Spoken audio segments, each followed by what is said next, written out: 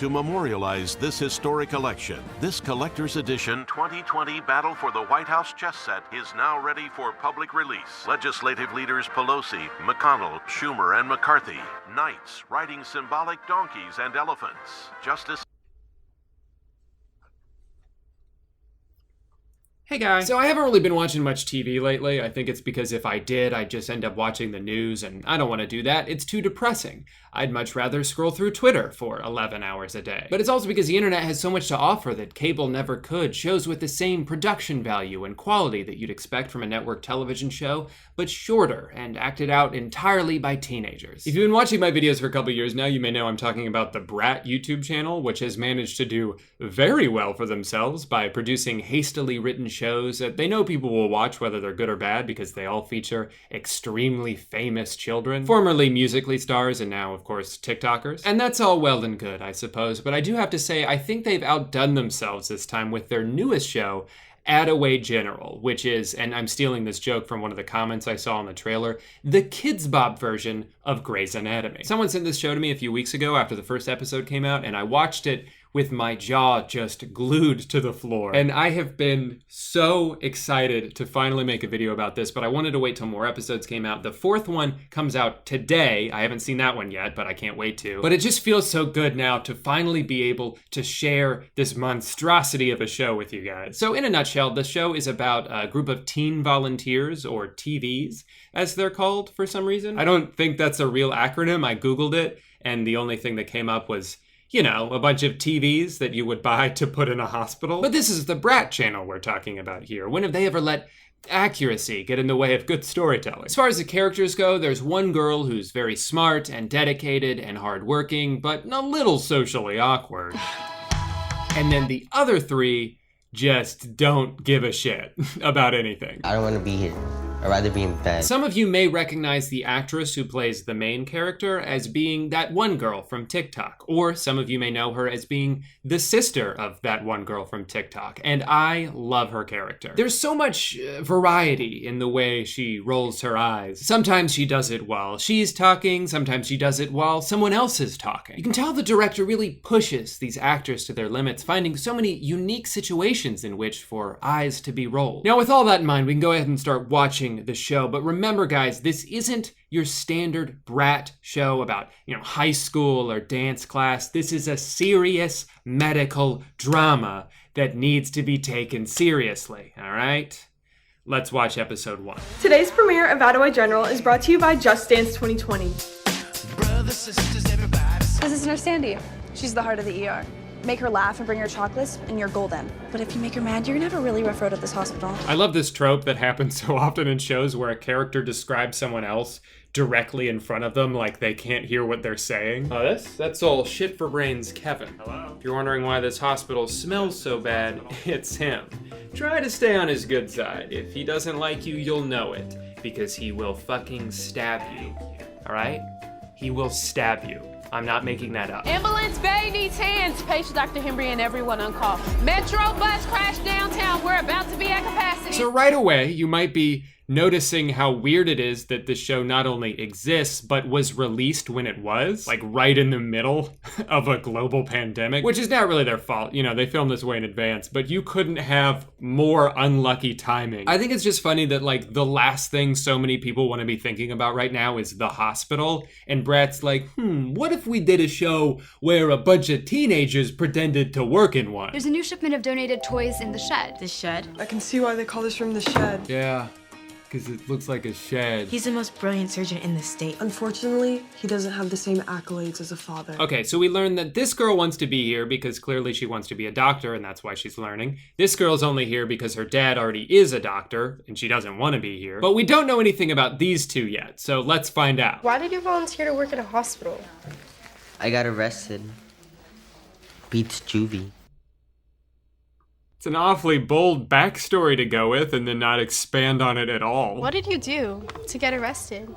In prison, you're never supposed to ask about the crime. Okay. I really like that hairnet, by the way. As long as the top of your head is covered, don't worry about the rest. Also, he's like about to put the glove on backwards. I understand that the point is, okay, these kids don't really know much about how hospitals work, but come on, you've never put a glove on before? Wait a minute, are all of these my thumbs or just this one? Meanwhile, this girl's already ignored her instructions and is just wandering around the hospital. Excuse me? Hello? Hey, excuse me? Hello? Hey. Sorry, but it's really busy right now. There's been a huge accident. I know, I was in it. Oh. I like how during this scene, there's like 12 visible doctors walking by, some of them not even in a hurry. You're telling me all of them are too busy to do something about this bleeding child? They need another child who doesn't actually work here to pull out gauze out of wherever she was holding gauze and then put it on herself. My favorite sweatshirt. You guys notice anything about this sequence? I'm Holden. Kit.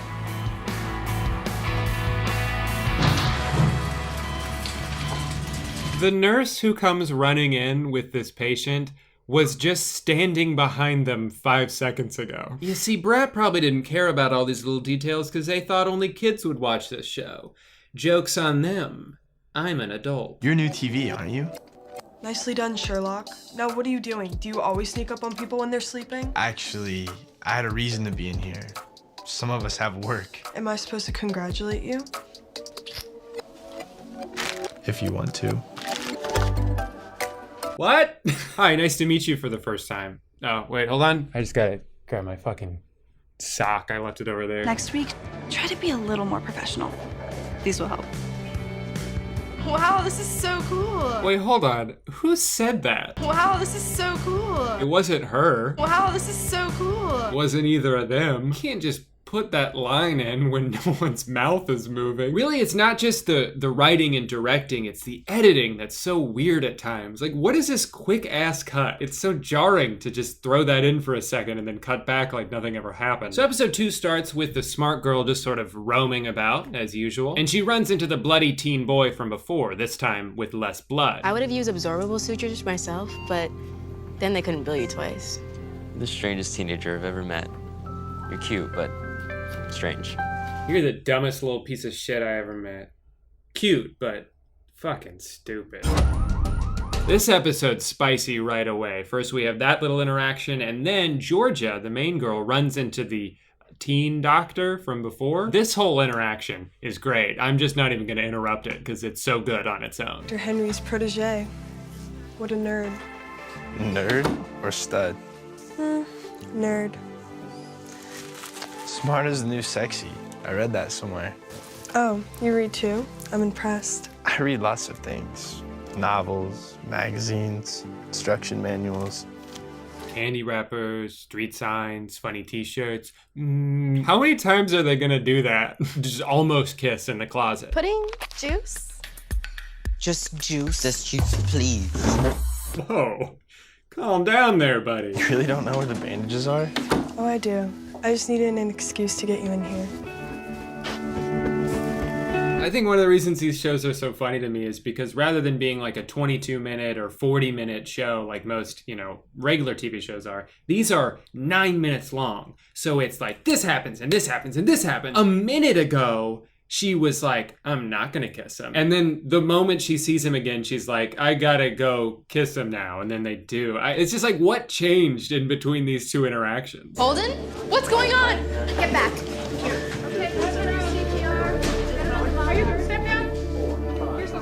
Like, and then she sees the kid again and just immediately starts crying. Because there's no way for there to be good pacing when the episodes are so short. Excuse me, Nurse Sandy. Can you tell me what happened to Holden? No updates, kid.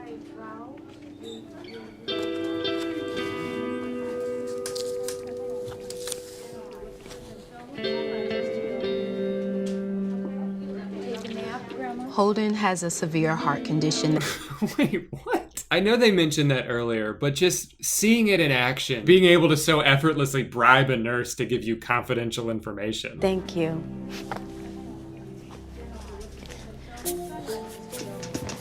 I love jitterbugs. You didn't have to say that. Next time on Attaway General. Look, I know what's going on between you and Will. You do? How? You guys walk into the storage closet together every 15 seconds. It's pretty much the only thing you've done here so far. It doesn't even seem like you're trying to hide it. Attaway General. No, that is not a disease. So now we're on to episode 3, and I'm realizing the extent of research that the writers did to create the show is that they figured sometimes people faint because it happened again. So, who's Holden? None of your business. He's a cute boy she has a crush on. Do not. Do too. Do not. Molly! 2 episodes in a row, it's like, okay, we need a startling introduction. Someone faint. Don't you need to take your education more seriously. I gotta go. Another great talk, Dad. Ugh, what are you gonna do? Go save someone's life? In the hospital? Where you work? Jack will be here to keep you company. Thanks. Let me know if you guys need anything. So I'm supposed to offer you pudding or juice or whatever? Want some? No. Mind if I watch TV? Knock yourself out. Why does he have to sit in there, though? Is that why they're volunteering at this hospital? I thought they would be like shadowing nurses or seeing what surgery looks like up close. Instead, they're just babysitting kids their age. Knock yourself out. I would be annoyed too if I was at the hospital and some teenagers in my room with me dressed up like a doctor, like, yo, you mind if we watch some fucking TV, dude? Maybe the sports channel or Brat TV. It would be pretty meta if we did. Wow. Wait, did you guys see that? She went twice in a row. They have set themselves up for a continuity nightmare here. Because the board is visible in every shot, and they're just throwing all these takes together, and none of them line up at all. It's literally a different array of pieces every time they cut. At one point, you can see that the older girl already won the game. Maybe they're playing like Connect 7, I don't know. The second last week of play in the National Football. Are you okay? I don't want to talk to anyone. Just need a moment to be upset, okay? I get that. Oh, having a hole in your heart's pretty relatable, huh? Nope, but I know what it's like to pretend to be okay when you're really not. Yeah, I bet you do. Strange kid that I met 30 seconds ago. I was with the perfect answer, ready to go. No, Drop the act. What did you do to get to stay with Molly? Be Dr. Henry's pet? I am not his pet. I am his former patient. Patient? Yeah, I have the same form of brain cancer as Molly. I'm Dr. Henry's poster child. That's why he asked me to stay. I'm so sorry. I had no idea. There's a lot you don't know. What? This show's so weird. She's already got tears streaming down her face when she turns around. All the drama is so like forced and quick. It happens too fast. I don't understand. What's wrong? I have cancer. Oh, I'm sorry. I didn't know. Well, maybe you should have. I have a heart defect. You can't tell that from looking at me. Well, maybe now you can. Thanks For what? for making me laugh. But you didn't. You didn't laugh. Why don't you distract me? Tell me more about what a bad volunteer you are. Okay. So, earlier today, I totally went off on Rosie and... Mind telling me more about how you suck at your job? Sure thing. This morning I was 4 hours late because I was stealing a bunch of morphine from the supply room. And That is not a disease. so I gotta say, I was a little disappointed in episode 4. I was really looking forward to it. I even watched the premiere live. Episode 4. Episode 4. But other than a very confusing gum ad that plays at the beginning, not before the video, it's part of the video, it was a pretty boring episode. I wish I had more to show you guys, but unfortunately that's all the episodes that are out right now. Maybe if the rest of the season is insane enough and you guys are interested in seeing a part 2 to this video, I'll sit my ass right back down like a month from now when all the episodes are out and button this baby up. I've got to cut to a commercial break real quick, but don't go anywhere because when we come back, I will show you who is currently licking themselves on the futon behind me. So don't go anywhere. Hi. Do you like to eat dinner?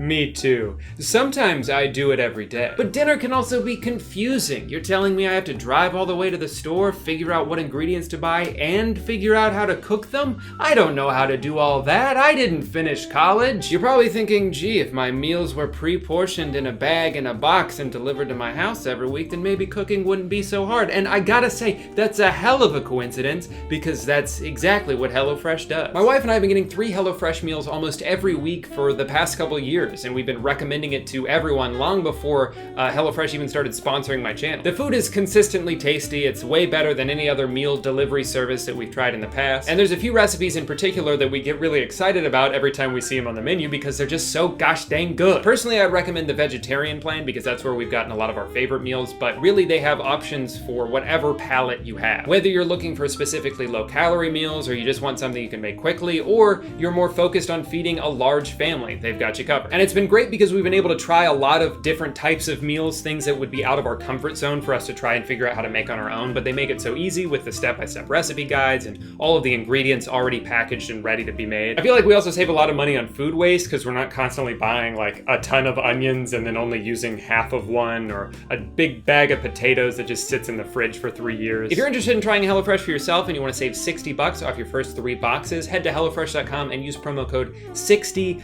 I'm a little stinker. You can also just copy and paste that from the description. I know it's kind of a mouthful, just like HelloFresh. Nice. Thank you to HelloFresh for sponsoring today's video. Happy dinner, everyone. It's her. Boy, does she love to steal the spotlight. Thank you guys so much for watching today's video. I hope you enjoyed it. Obviously, there's been a lot of stuff going on in the world the past few weeks. There's been a really large movement that a lot of us have been a part of, and it's not always easy to know where I fit into things like that. I've been trying to use my other platforms like Twitter and Instagram to at least share resources, but I also want to put my money where my mouth is. So for every video I upload this month, I will be donating $5,000 to various charities and organizations fighting racial injustice. The first organization I've chosen is Color of Change. You can read more about them in the description. Let me know if there's any others you would want me to donate in the next. New year, new me? Hell nah. I'm still a little bitch. In the spirit of entering a new decade and looking back on the 2010s and all the fun times we had, I want to start this year off by revisiting some of the topics I've talked about on this channel over the past 3 years and see if things have gotten better or worse or changed at all. And today we're going to start that by looking back at Edfluence, which was one of the most blatant scams I've ever seen from a YouTuber that weirdly didn't really affect Jake Paul at all. I guess because he was pretty busy with some other scandals at the time. I called him out about it back in 2018, but haven't addressed it since then. And since so much time has passed, I'll get DMs on Twitter every so often asking me to post an update, and I'm also just curious myself to see what has come of his scam, to see if they've done anything to validate the cost or change it at all. So that's what we're going to be looking at today. First though, let me real quick recap what Team 1000 actually was.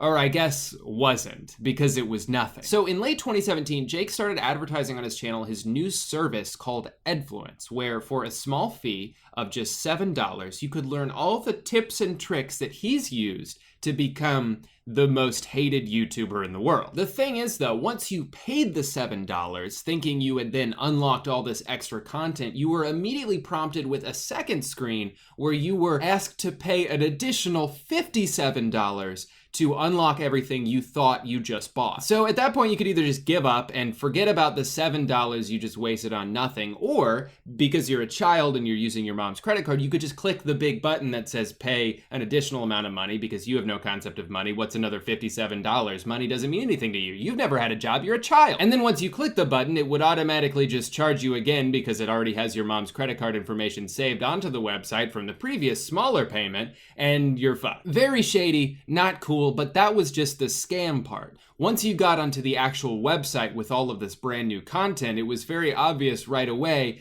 that Jake just kind of filmed all of this shit in an afternoon and was speaking out of his ass most of the time. Oh, you're what, Mom? You're watching this Edfluence course? Oh my gosh, you're blowing up, Mom? Oh my gosh, yeah, I know, because everything in this course is right. You should follow it. Click. Here you go. Cool. But the most disappointing and confusing element of this website was Team 1000, which is like Team 10, but with more zeros. This was a massive part of Jake's pitch on Edfluence, basically saying that for just a few bucks, you could join Team 1000, which he described just vaguely enough to pique interest of young fans without really saying what it actually was. And so finally comes the big reveal. Once you've paid $64 to join what you thought was Team 1000, you click on the tab that says Team 1000 only to find out that Team 1000 is coming soon, which is not usually how transactions work. It kind of reminds me of that episode of Nathan For You where he would sell underage people alcohol, but they couldn't actually take the alcohol until they turned 21, except it wasn't as funny when Jake did it. So overall, Edfluence, Team 1000, whatever you want to call it, kind of stinky if you ask me. But it has now been 2 years since I posted this video, which I think puts us well past the window of soon. So the $1 million question is, did Team 1000 ever come? Actually, I don't like the way I worded that. What happened to Team 1000? Are you fucking kidding me? If you are a visitor, contact the website owner or try again later. Well, there's no contact information for the website owner, so I don't think I'll be able to do that. I don't think I can just give them a phone call if I don't have their number. Okay, let's go to Edfluence's Twitter page, which has not tweeted since November 2018. And the last thing they tweeted was, "Stay calm. There's still time to get Edfluence half off." Oh, and then the tweet before that was 30% off, and the tweet before that was 30% off, and the tweet before that was 50% off. Basically, they were just tweeting all through November 2018 with all these new sales, probably knowing full well they were gonna shut down the website almost immediately afterwards. Team 1000. Okay, you know, it was bad enough that 2 years ago I spent $64 to access an unfinished website, but now it doesn't even exist anymore? So I can't even retroactively enjoy all the useless informational videos that Jake Paul filmed? There are a couple breadcrumbs we can sort of follow here to get to the bottom of this. If you go to Edfluence's Twitter bio, they advertise another Twitter page, Demeanor, which sounds like the same thing as Edfluence, but maybe they just rebranded. Learn from the people you love, online courses taught by influencers. So it sounds like maybe they expanded Edfluence to include influencers besides Jake Paul, sort of like masterclass, but taught by idiots. All right, so let's visit demeanor.co because it seems like Edfluence no longer exists. Demeanor is a platform for influencers to make and sell their dream products. Tell us your vision and we'll make it happen. All right, sounds legit. Low upfront costs, so there's a small setup fee, but don't worry, then we won't charge you another cent until your products are selling. From courses to purses to games to watches, we'll make it happen. You just need a vision and a fan base. Okay, so this definitely sounds a lot different from Edfluence. Edfluence was willing to target anybody who would give them money. It didn't matter if they were an established creator already or not. This sounds like you need to be an established creator and have a fan base already, and then they'll help you. Sort of like an MCN or any type of management company that you would approach hoping for help with logistical stuff like this. So at this point, I'm invested, I'm curious, I gotta see what Demeanor's all about. So I'm gonna click get in touch, fill out all this information, and now I guess we just wait for a response. This could take a while. All right. So it has been 1 whole week since I sent that request, and the response I got was nothing. I'm really not surprised at all. Actually, after a couple days, I submitted another application pretending to be Summer Rae, that butt girl on Instagram with like 20 million followers. I thought it would have been a really good fit. I wanted to sell hats with her butt on it, and it would say, "What's that smell? It's my butt." Weirdly, that great idea wasn't enough to elicit response, so I'm just gonna assume that no one works at Demeanor anymore and they don't exist. So we went from Edfluence to Demeanor to nothing in a matter of 2 years. I'm so interested in this. I don't know why more people aren't talking about this. How could you just like sell something and then act like it's gonna keep growing and you're gonna keep expanding, and then you never make good on the promises you made, and then get rid of the unfinished version of it? But that's Jake Paul in a nutshell, the ultimate internet salesman. He's not a creator, he's a salesman, let's be honest. He's a business person who's just always trying to sell a product, whether it's his merch or his online courses or himself. He's a salesman. That's who he is. If YouTube never worked out, I have no doubt he'd be working at like a Toyota dealership right now, slinging Priuses. To him, maybe after dominating social media for a couple years, he wanted to take on his biggest challenge yet. He wanted to sell the ultimate product.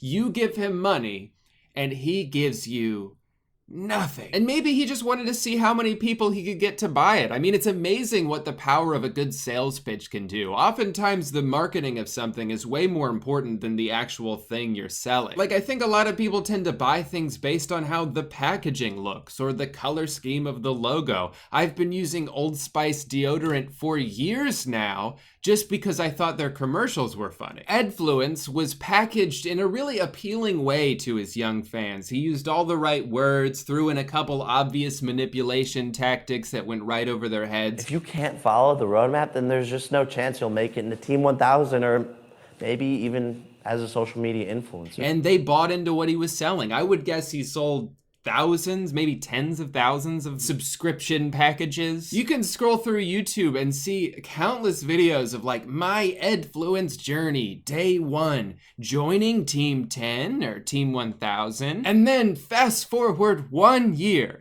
And you can't even access the website anymore. It's just gone. In fact, it was pretty much exactly 1 year. They launched the website in December 2018, and somewhere between August 2018 and January 2019, it had been downgraded into an error screen. Oh, but not before we throw out a couple last-minute fire sales to see if we can't milk a few more bucks out of this. And then he vanished into the night, never to be seen again. Well, that's not true. One of my favorite tactics he used to try and sell Edfluence was quoting a Chinese proverb and then saying, "See? That's why you gotta give me $64 because of this 1,000-year-old wisdom." What an insane connection to try and make. I feel like that's like trying to use Socrates as a testimonial. Let him that would move the world first move himself on a brand new bike. You know how I know demeanor is bullshit? If it's a service that handles merch operations and it was started by Jake Paul, why doesn't Jake use it? He uses FanJoy. He's been using FanJoy for years to sell his merch. He's not even using his own service, so why would people trust it? Speaking of which, let's see which creators that... Okay, I'm starting to notice a theme here. Well, I don't really know what to say about this anymore. I mean, the fact that they have just gotten rid of Edfluence is sort of a fitting end to the saga, but also it just means I don't really have anything to react to. Before we wrap things up though, I did say I wanted to revisit a few things I've talked about in the past, not just this. And although scrolling through my past videos, there's not a lot of things that are that interesting to me in terms of doing a follow-up. One of my favorite videos I've ever made was called Why Did You Think This Would Work? It was about a bunch of apps where people were frustrated that they didn't work, even though any rational human being would be able to tell you, of course it wouldn't work. It's an X-ray machine. That being said, I've downloaded a couple pregnancy tests on my phone, and we're gonna find out together if I'm currently with child. Looks like all I have to do for this one is start testing by clicking this blurry ass button. Sorry, just like when you buy a regular pregnancy test that you pee on, there is a mid-roll ad. Okay, now it's gonna scan my finger. Is it, my finger's on it. Is it doing? I knew it! Now that I've gotten that out of the way, it's time to answer the question, boy or girl do you have? Let's find out.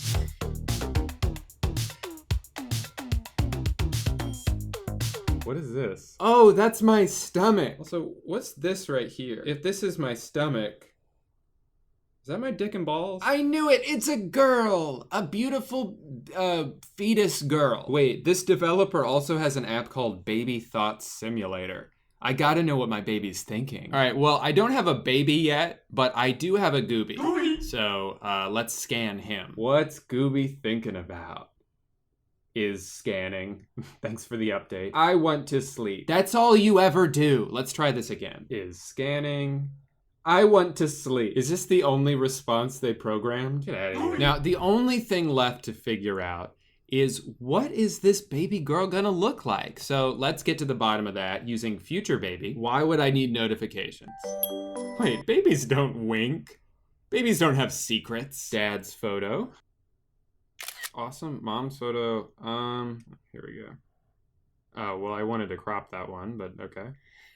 Okay, so I guess I'm also the mom. I have to pay $5 a week to see my future baby? I knew this app wouldn't give an accurate image before downloading it. However, I am black. The other person was also black. How are we able to create twin white babies? The babies were adorable, but I thought it would merge me and the other parent's face to create a baby photo, not have someone's real baby photo. Well, that's unfortunate. I guess we'll just keep it a mystery then. I don't know what my beautiful baby girl is going to look like until the day she comes out of my ass. Well, I guess that's it. Not much else to talk about with Edfluence. I mean, I can only react to an error page for so long. I think it's a beautiful ending to the saga.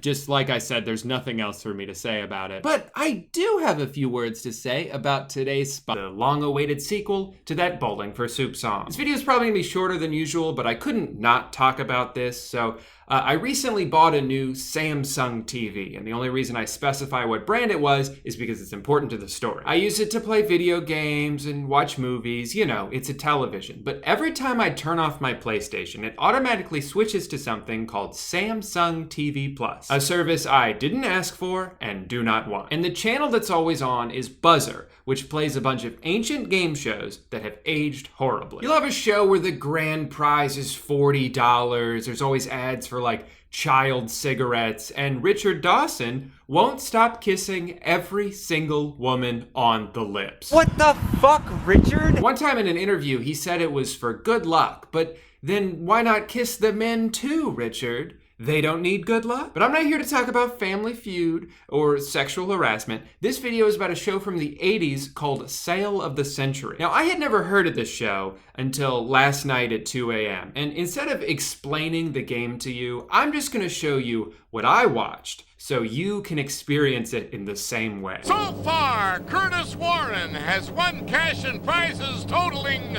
$45,970.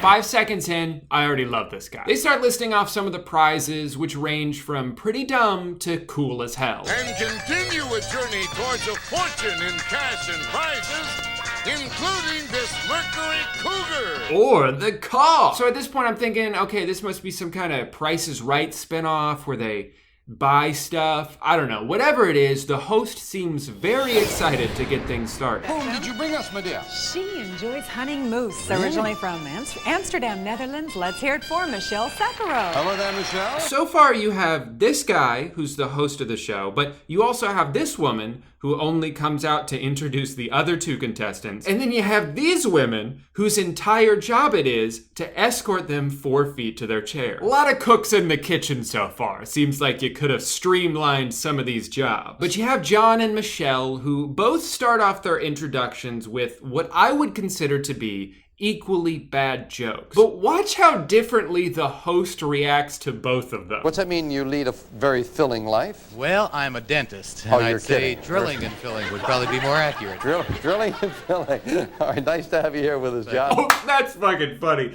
John, you are a hoot and a half. And Michelle, you don't look like a big game hunter, but you enjoy hunting moose. Yes, the dessert. I go for chocolate mousse, and I try French restaurants. He looks so annoyed.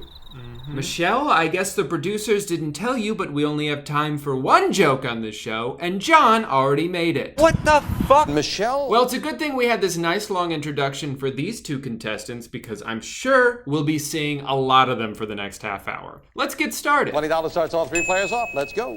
The initials PI in the TV show Curtis. Private investigator. Private investigator, Magnum PI, it is indeed. Wow, that was quite a fast buzzer. All right. This New York City street gives its name to musical theater. Curtis. Radio City? No. Curtis, you might want to make sure you know the answer before you buzz it. What kind of board is used by a sidewalk surfer? Curtis.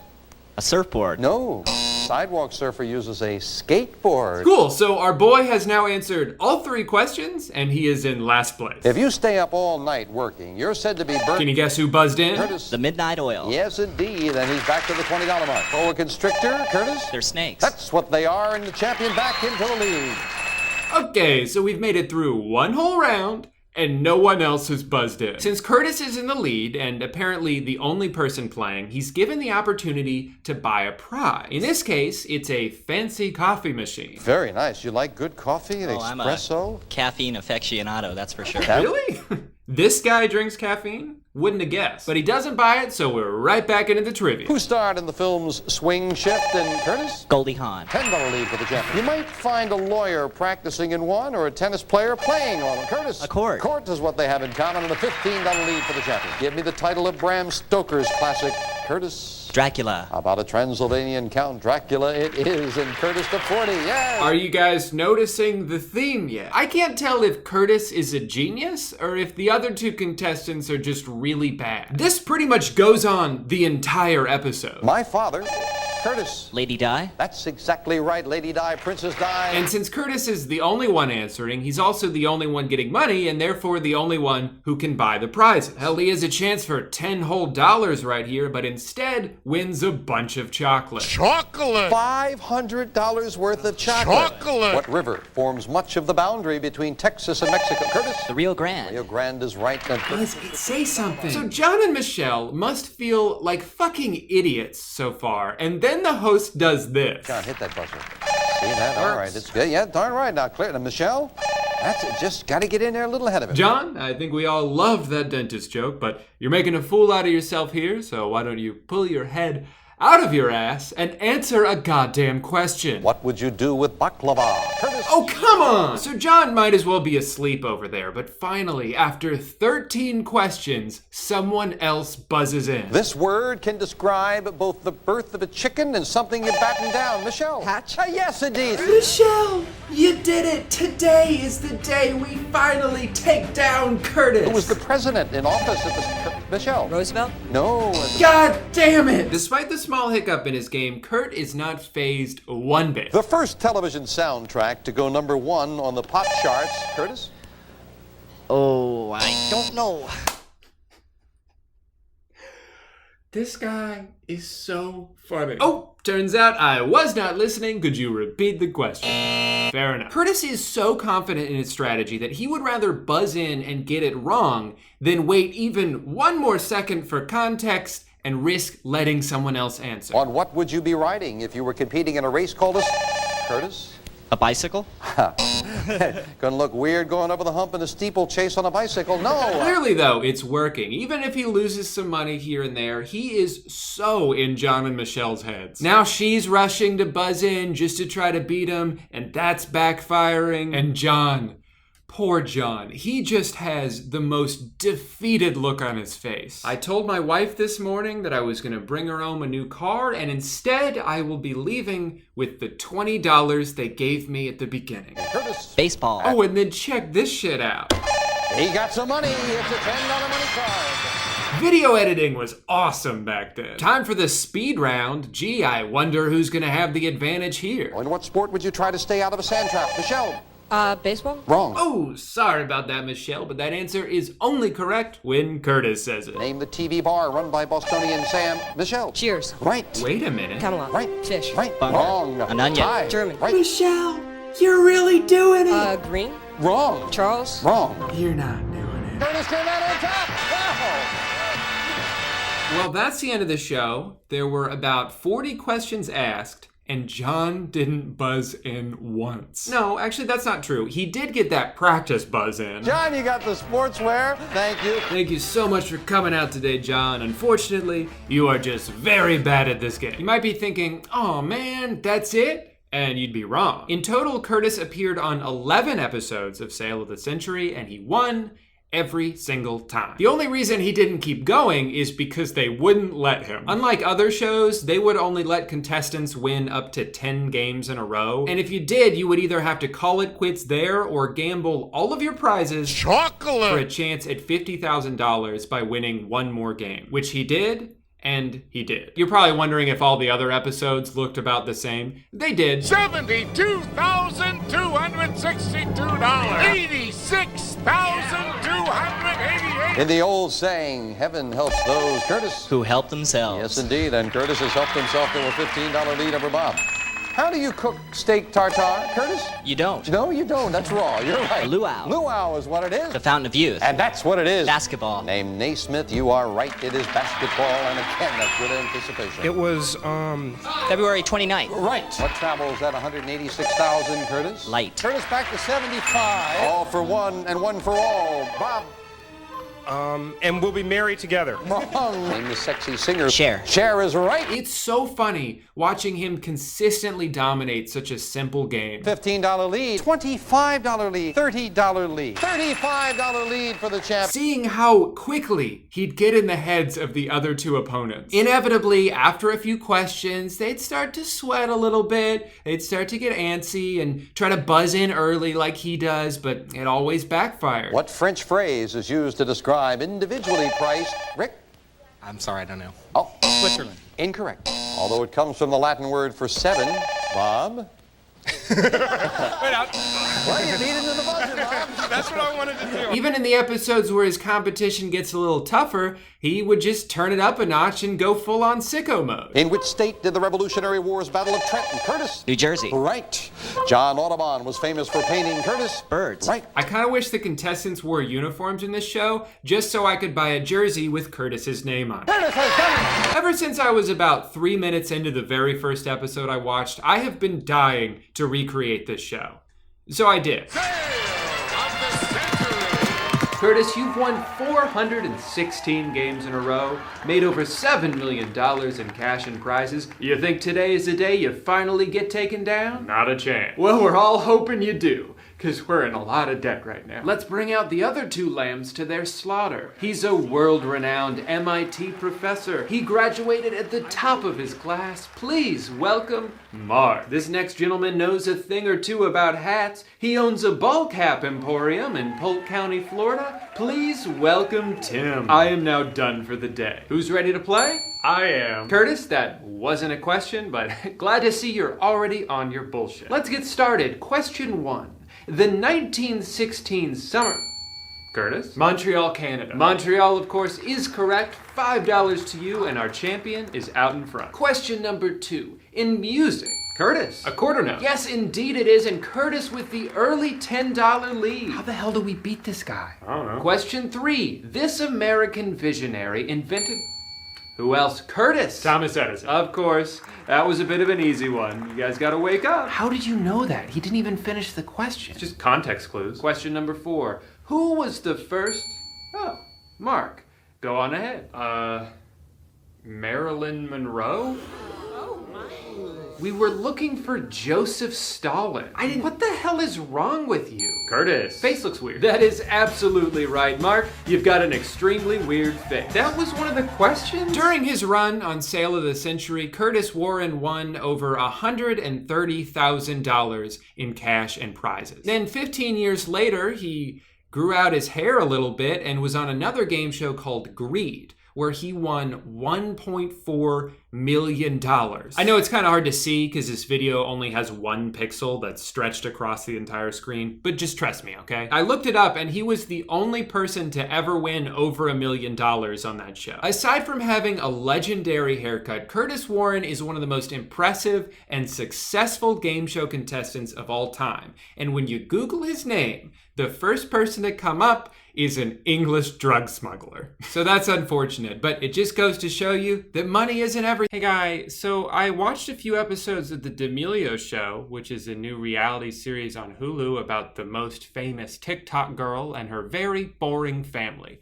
And I am confused? I turned this on expecting to make a video about all the funny cringe moments in a day of the life of the wacky TikTok sisters, and instead, I think I feel bad for them. But I'm getting ahead of myself. First, I want to walk you through what my thought process was as I was watching the show, trying to collect my thoughts. My original take was, this family is so boring, oh my god, why is this a show? You see, I'd been really intrigued by the idea of the D'Amelio Show ever since I first watched a promo, I think it was last year. All right, so what do you think is going to happen on this show? Are you like flipping tables? Maybe. It was so awkward and forced and made a lot of people wonder why the hell they were even making this. Fast forward to a few months ago, they released a more in-depth trailer of what to expect, and it featured some unfortunate editing. Being normal kids, that doesn't change with following. I still have to make my bed. I'm sorry, did you just say she still has to make her bed? Ew. That's something only peasants do. I just assumed at this point they had so much money that every morning she'd wake up and throw her sheets into a pit of fire while robots put new ones on the bed. But I guess she's just like us. And finally, when the show actually aired last week, I was able to tune in to some riveting television. Is that what you did all day? Yes. Well, I went to the gym. I got gym, and then I went to the gym. You went to the gym today? I don't have a can opener. I have some soup. Do you want soup? Handle things similarly. Everyone calls him a golden retriever. He's literally a golden retriever. He literally is a dog. He's covered in fur from head to toe. He always barks at the mailman. He does have fleas, but he's taking medication. For their own sake, I'm glad that they seem like normal, down-to-earth people. If they were famous and dumb, it would make life a lot harder for them. But the appeal of reality TV isn't so much to watch regular people do stuff as it is to marvel at the terrible choices made by screaming lunatics. Like, I have a generally higher opinion of this family than I do of the Kardashians, but Keeping Up with the Kardashians is an objectively funnier show. Wait a Are you We'll find it, baby. We're not gonna find it in the ocean. My diamond earring came up in the ocean and it's gone. And there's people that are dying. On top of that, the editing is really weird. They'll randomly split the screen in half sometimes to show the same shot twice. They keep putting these hate comments on the screen that were all posted 3 minutes ago with 2,100 likes. And I get what they're going for here, but sometimes it just feels like you're watching a bad dramatization in an anti-bullying PSA. But it's not really their fault that that's how it plays. It's just the editing. The D'Amelios come off as an extremely normal family that was just living their life until one day one of them accidentally became the queen of TikTok. This is all still brand new for them. It's probably very overwhelming, and they're all just kind of along for the ride. A ride that seems to be heavily piloted by other people, which brings me to my second take. Boy, these managers sure do make a lot of decisions here. I get this really weird feeling in my stomach when I see the way these agents and executives start planning out an entire year of a teenager's life. So what this is it's a look at your 2021. This is the major things we're focusing on, starting a clothing companies, and then you have books and TV shows. So let's see just how many business ventures we can start all at once. So how do you feel about 2021?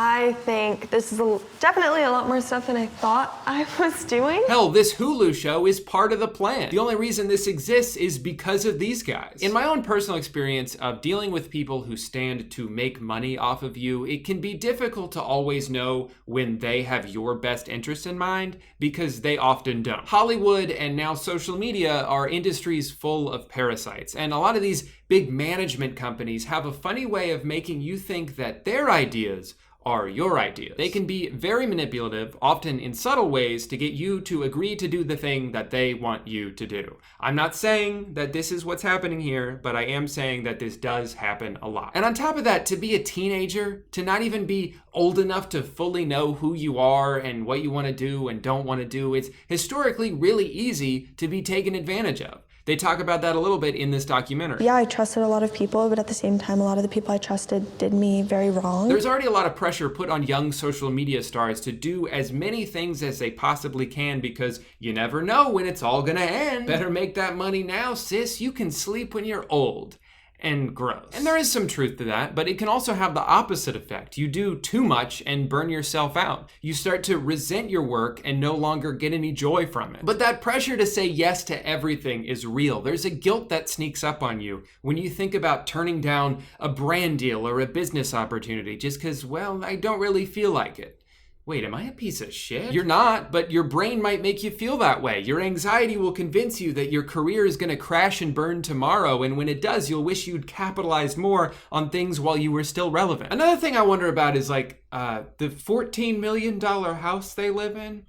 Is she paying for that? You'd have to assume so, right? Because they weren't multimillionaires before TikTok. I only bring that up because that would add to the pressure she's already under if her family was more or less financially dependent on her. Because then it's like, how do I say no to things I don't want to do? If I don't do this Pepsi Max sponsorship, are we gonna lose this house? I've just literally had no time to actually do anything, which is the thing that sucks. Again, I'm just speculating here. I don't know the ins and outs of their financial situation, but this is something that does happen. Jeanette McCurdy has opened up about this, that she didn't even like acting, but felt like she couldn't stop doing it because at that point her family relied on her for income when she was a child. I don't know if it's even remotely close to being the same thing for Charlie, but I do know by watching this series that she and her sister have a lot of anxiety. They have panic attacks. They have these severe emotional breakdowns, most of which stem from the circumstances they're in. I don't think young people should be allowed to be famous. It makes me think of child actors and the agents that they have to hire. An agent's entire job is to get their client to do gigs because they don't make money unless their client makes money. So they're gonna do everything they can to convince them to do everything they can, which can lead to someone who's still in the middle of puberty to get spread so thin that people start making videos about them like,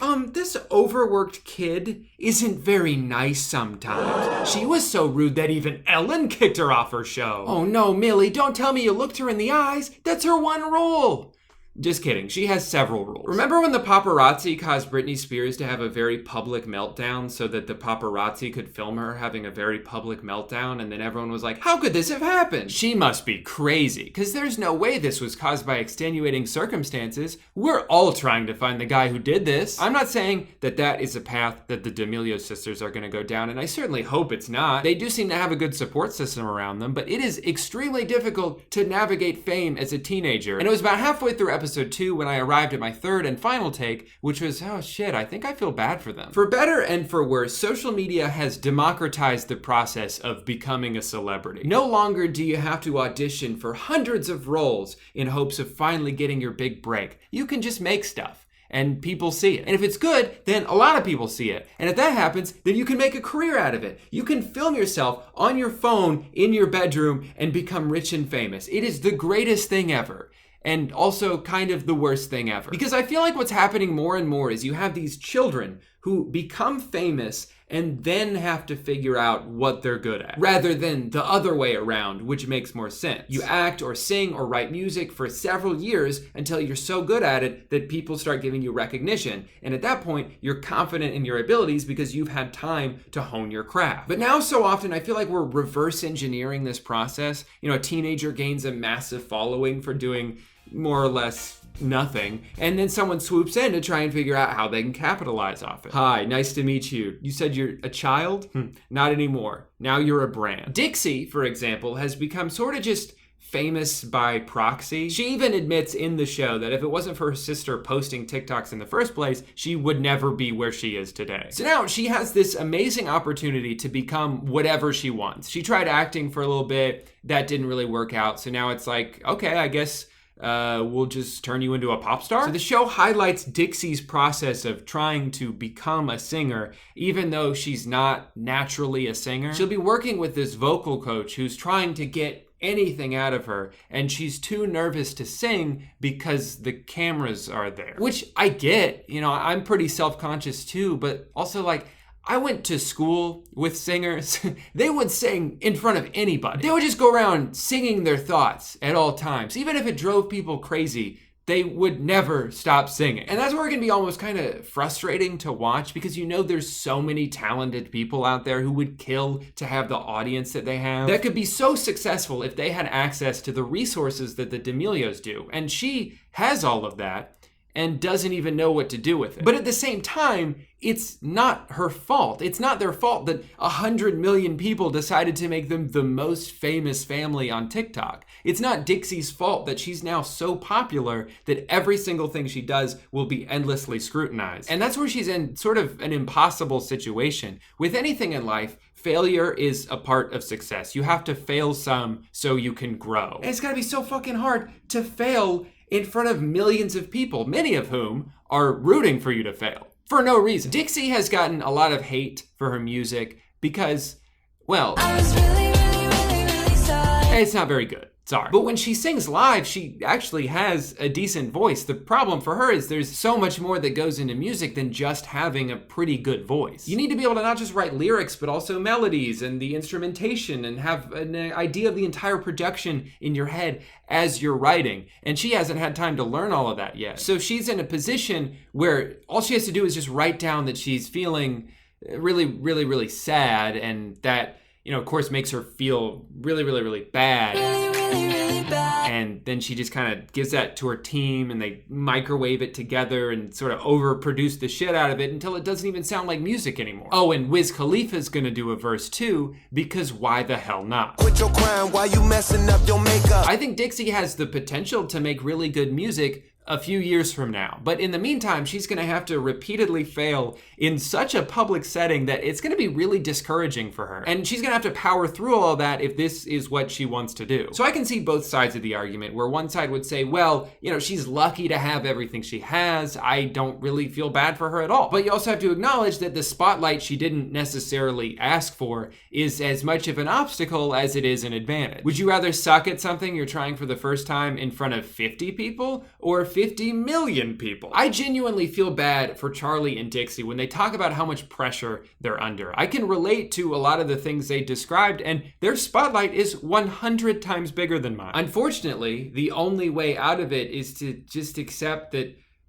this is how it's gonna be. All of your dreams have come true, but you gotta take the good with the bad. A lot of people are just gonna hate you now, no matter what you do. It's almost never justified, and it's really hard to ignore, but the only solution is to find a way to not let it affect you. And that's a skill that takes time, because of course you want everyone to like you. Of course you want to find validation from other people, but you can't seek that out until you have a solid foundation of self-confidence to fall back on. But you liked it, right? I mean, and you're still proud of it? Well, no, now I feel like it sucks because that's what they made me think. I think the ideal way to come up in this industry is through slow incremental growth. Your work gets better as your audience gets bigger, and by the time people really start to shit on you, you already have a pretty thick skin. But when you're practically like an overnight sensation, you're just not equipped to handle any of it yet. At the end of the day, most people aren't gonna have much sympathy for rich people, especially if they don't personally see value in the methods they use to get rich. For a lot of them, it won't matter what else a celebrity could possibly be going through in their personal life. It will never be as bad as having to work 2 jobs, struggling to pay bills, living through financial insecurity. It's sort of like, oh, you feel sad because you have to read hate comments in your mansion.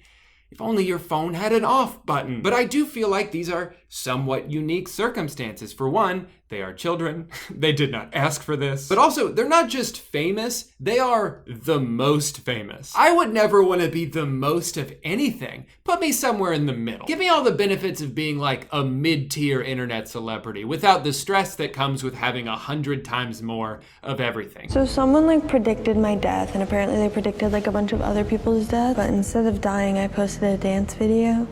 So people weren't nice because they thought I was gonna die. Fuck that. I don't want that. I think it would be fair to say that the D'Amelios don't deserve to be as famous as they are, but they certainly don't deserve to be hated this much. All right, Bim Bim, just stay here. Just don't move. Aww. Just stay there. What the hell? Ugh, don't you guys hate it when you're trying to exploit the cuteness of your loved ones for more internet views, but they don't want to cooperate? Ugh, I hate that. Anyway, totally unrelated to what I just said, today we're going to be talking about the Ace family. You're not going to the Ace Family basketball charity event? It's your event. You have to go. Before we get to them, though, I want to talk a little bit more generally about something I've noticed for a long time that I think has gotten more prevalent with YouTubers. There's always been this kind of interesting phenomenon with artists where they're able to build a career out of a sense of relatability. They have something that people connect with. But what happens is so many people connect with the art that they made that they start becoming really successful. They start becoming really popular and rich. And over time, they make more and more money. They start changing slowly until they get so far removed from where they started that they no longer have the qualities that people gravitated towards in the first place. In comedy, I think of someone like Jerry Seinfeld, who for a long time was sort of like the voice of the average person. He would take very mundane things that everybody experienced, everybody could relate to, and make jokes about them. You know what else is funny about socks? They always give you that little, when you buy them, that little plastic hanger on the top. I love that. They always give that to you like you've got some use for it. But then like 20 years passes and he becomes the richest comedian in the world and now can't possibly connect to the people who made him famous in the first place. You know, he probably only flies first class now. I'm sure he has assistants to handle certain mundane tasks, the kind of things that he would maybe write jokes about in the past. And I'm not saying he doesn't deserve his success. I think he absolutely does. I'm just saying from like an artistic standpoint, how could you continue to make observations and write jokes about things that everybody experiences if you no longer have to experience those things yourself? I would say Kanye West is probably another good example of this. You know, he used to make really good music that everybody gravitated towards, and now he's so whatever, he's not even a person anymore. That's what like astronomical success can do to people. It can completely change them. Anyway, relating this back to YouTube, I think this is something that's happening a lot now, especially with vloggers, because for a lot of them, the content they make is them, right? So as they change, so does their content. Now, for me, the biggest example of this is the Ace family. They didn't really get on my radar until like a couple months ago when I saw this video on trending. You won't believe what's happening with the new Ace family house. Now, for those of you who don't know, I'll sum it up real quick. The Ace family is a family vlogging channel. There's Austin, Catherine, their two kids, Elle and Alea, I think is her name. And for the past like year or so, a lot of their videos have been about the saga of them building their new house. Their new 11 bedroom, 11 bathroom house. But what bothers me with them is watching some of their videos about their house is how many things they complain about, how many problems that they project onto the world that people would kill to have. Catherine and I are in discussion of we want to move in any day now, or do we want to wait until the landscape is complete? So it's either we move in within the next few days with the landscape not being done, or we wait until everything is complete. Wait, that's it? So like the landscaping is like a big part of the house, and it's what makes the house look complete. So like, look at their house. Look how disgusting that house is. Would you want to live there? No, especially not if there's no grass outside yet for a temporary amount of time. it's just like a big disappointment right now. Guys, this goes on for like 4 minutes. I'm not exaggerating. We don't know how long it's gonna take. I thought their house fucking burned down or something. Like, you look at the thumbnail and you think, wow, something bad happened. No, it's just like the trees aren't in yet. Do we do it? Yeah, I don't mind. I don't mind about the landscaping. It's not a big deal. I mean, it is a big deal. We're making a big deal out of it, but I don't mind. There's just so many factors into this, and like we're still in the other place, so in the other house, which we don't want to be in there anymore. And it's also frustrating for us. Okay, so maybe that's why they're frustrated. Because maybe the house they live in now kind of sucks. Maybe they live in like a dinky little place that's too small for them. So let's see where they live now. Oh, they already live in a mansion. They just want to move into a bigger one. So here's an older video with a hilariously similar title, same kind of thing. We can't believe this happened to our new house. So again, you're thinking like, man, I'm about to feel bad for these guys. I bet something really horrible happened to their new house. So let's see what it was. So Catherine and I are a little upset right now. So the floor was already supposed to be done by now. In order to put the wood, you have to put the tile, and the workers put the wrong tile. So they had to take it off. And now it looks like this. Oh, that's so, feel so bad. So obviously this is delaying things again. Wait, so you're telling me that the house they're building that's the size of a mall, there's minor construction setbacks here and there? Oh man, it's almost like that's how all construction works. That shit just always goes wrong. Now, I totally understand why this would be frustrating for them, but the way they do it almost comes off as manipulative. When you have this very minor thing that comes up and you make a huge deal out of it, you title the video that to get people to click on the video. So in that way, you actually profited off this situation because you got a video out of it. And before you broke the bad news that people came here to see, you did this. We're getting ready to head over to the new house. We just received some news. So I guess we'll see y'all when we get there. Ace Family, we're curious to know who wears Ace Family merch while watching the Ace Family. If you wear an Ace Family shirt or whatever it is while you're watching us, all you gotta do is tag us and we'll give you a shout out. And if you don't have any Ace Family merch, all you gotta do is go to shopacefamily.com. Link is always in the description. All right, Ace Family, so Kath and I are a little upset. That's all I gotta do? to buy your shirt is go to your website and pay for it and then I'll have one? I don't know, man. It just seems kind of manipulative to say, hey, I got some bad news. I'm gonna go tell you, and on the way there, I'm gonna plug our merch. And now I'm gonna say something that makes you feel bad for me. Gosh, if only there was a way to support us financially. Maybe something I just kind of mentioned a few seconds ago. Link is always in the description. So now we're about 5 minutes into the video where they've already subtly plugged their merch and then immediately given us incentive to buy their merch to financially support them during this trying time. So then what do? They drive back to their smaller mansion and show off the new car they just bought. And this is something they do a lot now. They go back and forth between flexing and showing off their insane amount of wealth to complaining about something that really they have no reason to publicly complain about. Here's another example of that from their most recent video, where they're finally, I guess, fully moved into their new house after months of having to live in this dump. So they start this video by showing off their big, beautiful gym with a big, beautiful view. But wait, they haven't complained about anything yet. Just give it a minute, they will. It's so nice to be able to go from the fitness gym to our master bedroom instead of having to go all the way downstairs. Guys, can you imagine how difficult that must have been for them? Thank God they made it out of that hellhole. From the fitness gym to our master bedroom, so it's easy access. We don't have to go all the way downstairs and back upstairs. And I think that's something we all can relate to, right? When your fully functioning home gym, your fitness center that's inside your home that you have a dedicated room for, is all the way downstairs, but your room is upstairs, so you gotta walk. Like, these aren't problems that real people have. I'm sure a lot of you can relate to that. And for me, I think it's just how they so casually complain about these things without realizing, without thinking like, oh, this kind of makes us sound unlikable. They've gone from maybe being this like relatable family who does relatable family things to being this spectacle. That's kind of what it is now. That's why I'm curious watching these videos. It's like, look at this fucking house. It's beautiful. It's huge. She loves her new house.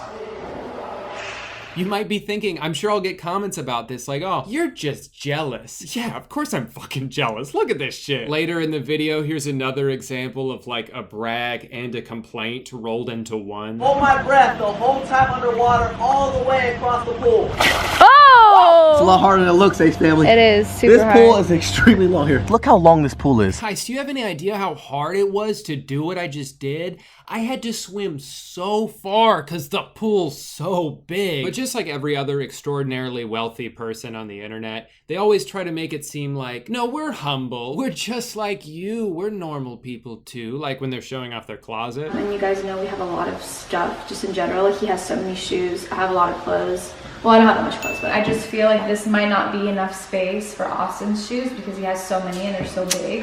Ace family. I only have like 3 pairs of shoes. Catherine should be over-exaggerating stuff, you know. Guys, no. She's lying. I just have like a couple pairs of shoes, okay? Don't watch any of our other videos where I've recorded footage of how many shoes I have and it's very obvious that I have a shit ton of shoes. Don't worry about that. And it's like, dude, if you like shoes and you have a lot of shoes, that's fine. You're rich. If you want to spend money on shoes, you can do that. But don't also stand there and be like, guys, I'm not materialistic. I don't have a lot of shoes. I just wear Gucci all the time and I have a lot of shoes. And I think that's the thing that rubs me the wrong way with this family and why a lot of other people don't like this family. It's because of how fake they are. Like they try to act like they're these perfect people, this perfect family, when at this point they're pretty notoriously shady. And then of course they also try to act like, oh, we're just regular people. We have regular problems just like everybody else. And then they explain what their problems are and you're like, wait, what? I'm sure a lot of you can relate to that. That's why you're so upset? That's what you're using as clickbait for this video? Really? You know when you lose your wallet? Well, imagine how hard that must be for us, because our house is so big, right?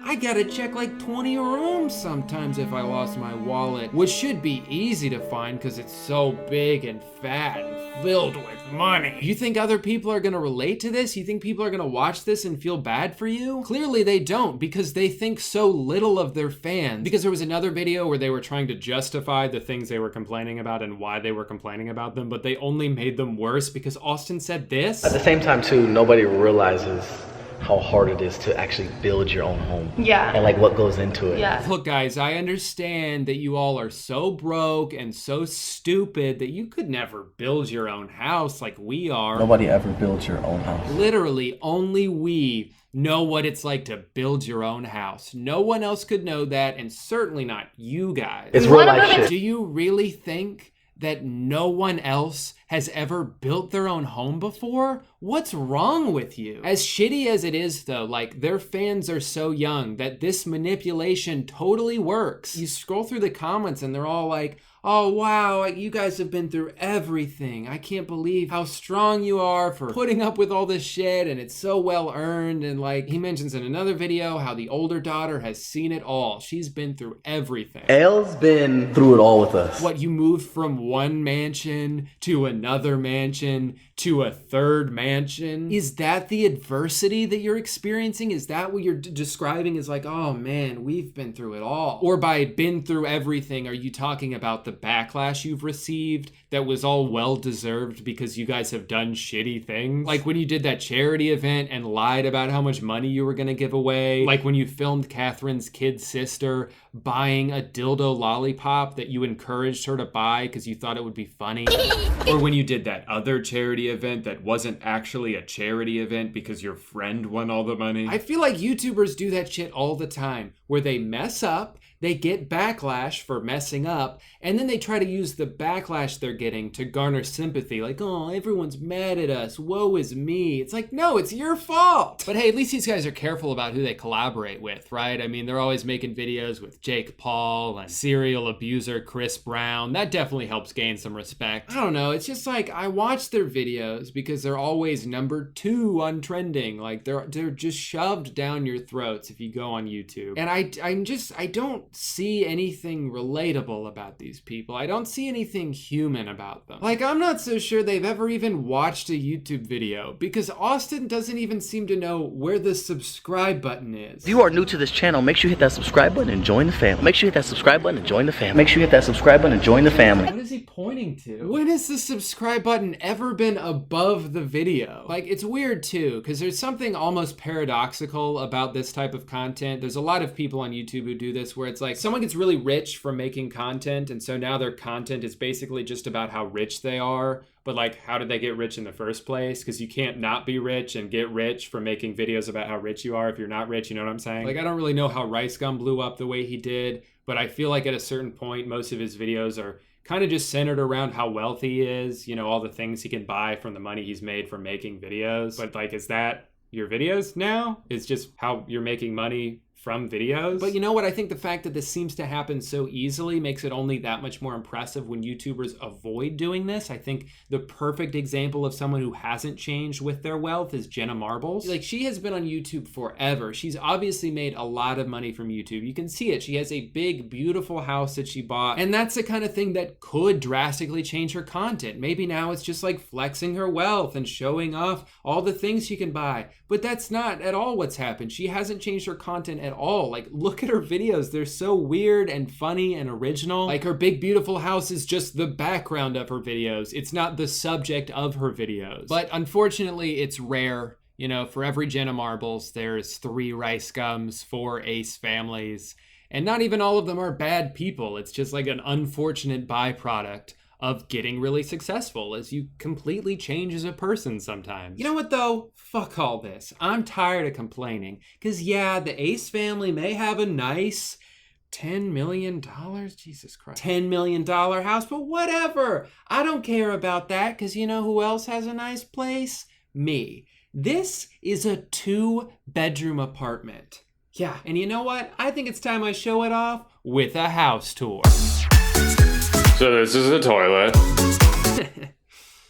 Take that, Ace family. One thing I think that's kind of funny about the Ace family is in their pursuit of flexing, because of their insistence on showing off the outside of their house, they've doxed themselves 3 different times. Like, just don't film in front of your house. And then people won't know what your house looks like, but they can't because it's more important that people see how big their house is than that they have privacy. Anyway, what I'm saying is they may not care about privacy. Hey guys, welcome back to a channel. A few weeks ago, I turned 26. Today, I'm gonna be joining Kids Bop. Hopefully. Now, I know what you're thinking. Why? And that's a great question. It's because Kids Bop has gotten out of hand. They have been exploding in popularity, and I don't understand it. For most of my life, I've been led to believe that the only people who listen to Kids Bop are the children whose mother this is. But no, Kids Bop is a global empire. Children everywhere are listening to it, seemingly on purpose. Kids Bop 40 just came out, and there are 66 songs on it. An album with 66 songs. That's like watching a 12-hour movie. But the reason there are 66 songs on here is because Kids Bop is now an international brand. No longer content with simply just ruining American pop music, they now have songs in Spanish, German, and listen to this. Yeah, that's right. They got Kids Bop K-pop. When I was a kid, we made fun of Kids Bop, and now that other people are kids, they're listening to it? And here's the thing, I know I'm very passionate about Kids Bop. Who wouldn't be? But you're probably wondering, what's my plan here? What am I hoping to get out of joining something that I openly dislike? And I'll tell you, I'm gonna take down Kids Bop from the inside.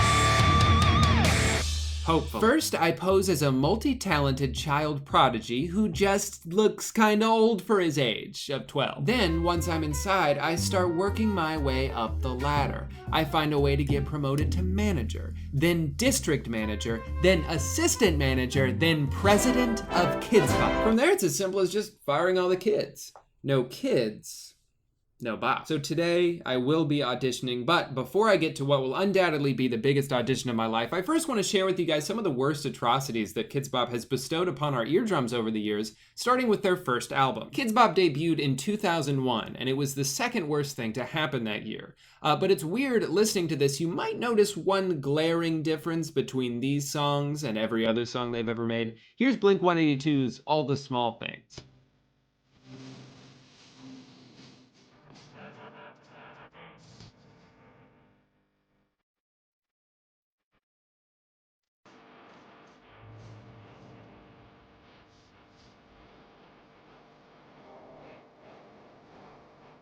It's some fucking old guy. That's not Kid. This guy's older than the entire band. This guy might be 182. What happened to the whole buy kids for kids business model? This is like buy weird uncle for nobody.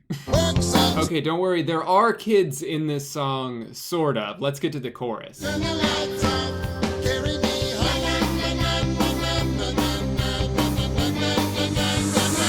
Now this is obviously a great song, but it does beg the question, huh? Is this what Kids Bop was supposed to be? The world's weirdest cover band? It's like one adult man and 4 kids. This theme continues on the rest of the album. We've got J-Lo, the Backstreet Boys, we got Smash Mouth. Somebody once told me the world. And it's the same thing every time. Bad adult singer accompanied by children who may or may not have been kidnapped. I just wanna fly. Now this album was not sold in stores. You could only buy it by calling a phone number that you could only get by watching a commercial. And as we already discussed, it's a karaoke CD made by a bunch of amateur musicians and 3 random kids. So naturally, they sold 800,000 copies. $21 a piece, that's a cool 17 mil. Someone's production budget just skyrocketed. So let's check out Kids Bop 2. I've been thinking all about this relationship, and I wanna know, I really wanna know. Man, this guy can spit some bars. We're getting married, that's my loving and all my hugging. All my hugging. Can you take me higher? There's fewer kids on this album than the first one. I guess we could try Kids Bop 3? When I'm gone, you'll need love to light. Okay, who is this guy? Whose uncle is this? Wherever you will go. You know what this sounds like? Have you ever been to a bar and there's some shitty cover band playing in the corner? It sounds like if they couldn't get a babysitter, so they were just like, all right, kids, guess you're coming with us, but stay in the back, all right? Oh shit, they got Simple Plan on here? Let's go, dude. Another day is going by. I'm thinking about you. It's still just some guy. You didn't know song. Where are the kids? I thought this was Kids Bop. Holy shit. Ocean Avenue? Now, I don't often share this fact with people, but Yellow Card was my favorite band for like 10 years, so this better be good.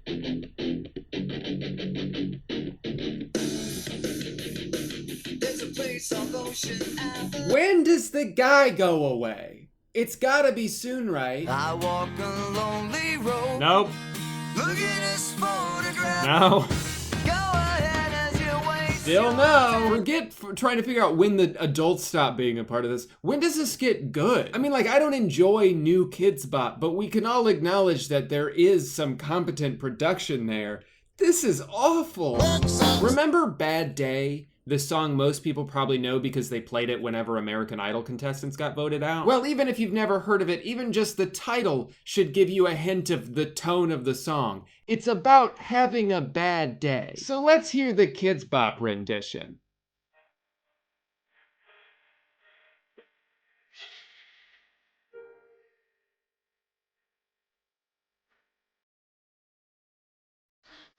It's been such a rough week for me. I accidentally ran over my cat on one of those bird scooters and yeah!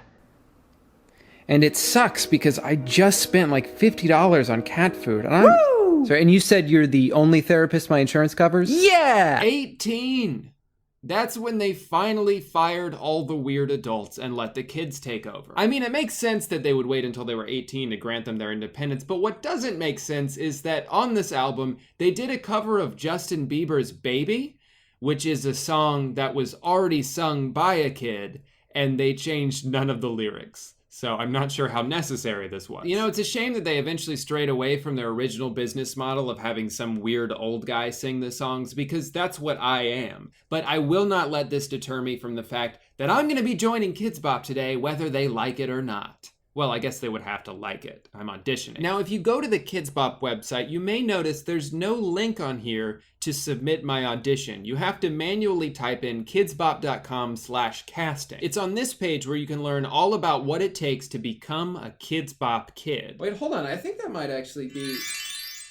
Now, if I'm going to successfully pull off this experiment, I need to fully transform into a kid. You may have already noticed I'm wearing Danny's slime shirt, because kids fucking love slime. I'm also wearing the shortest shorts that I own, because it just seemed like something a kid would do. I don't know. But I'm not going to keep the feds off my trail just by looking like a kid. I also need to sound like a kid, and that starts with my name. I can't use Drew Gooden for this, because if they look it up, my cover's blown. No, I have to come up with a different name that doesn't sound like my name, but also makes me sound like a kid.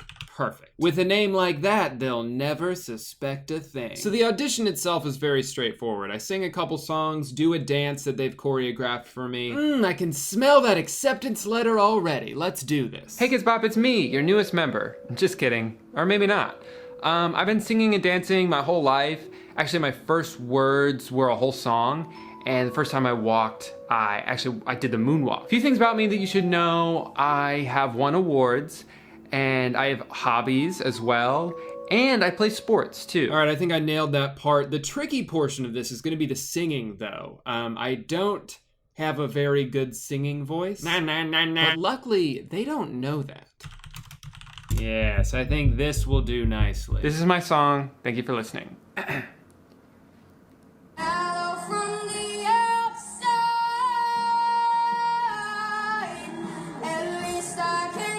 The next part was also a little tricky. I had to learn a 1-minute choreographed dance. And I almost gave up on this. It took me a few days, but I finally nailed it. Another minute or so of freestyle dancing, that shouldn't be a problem. Look at this photograph. Hi, Hollywood? Yeah, I'll take a one-way ticket. If your child plays an instrument, please showcase 30 seconds. Now, not to brag or anything, but this part should be a cakewalk. I've actually been playing guitar for about 7 years, so I don't even need to fake this.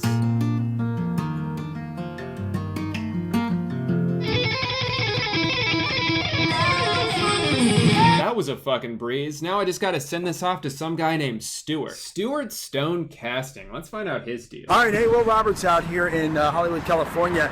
I'm actually at Stuart Stone. He's a casting director here in Los Angeles, California. A big one. A big one. All right, hey, Will Roberts out here in Hollywood, kind of Hollywood, California. Wait, what? He just said a minute ago he's in Hollywood, and now he's in kind of Hollywood. I mean, technically, we're kind of near Hollywood. I mean, we're in Utah, but we're close. Big one. All right, this guy seems legit. There is one comment on this video, and it is, Stuart Stone is hilarious. Read sarcasm. Yeah, I want to work with this guy. Barrel of laughs. Not. I don't think he'd know funny if he sat on it. All right, well, if this is the guy in charge of Kids Bop casting, then I think I might actually have a shot. So I'm gonna go ahead and send this off. Looks like the only thing left to do now is wait for that acceptance email to come rolling in.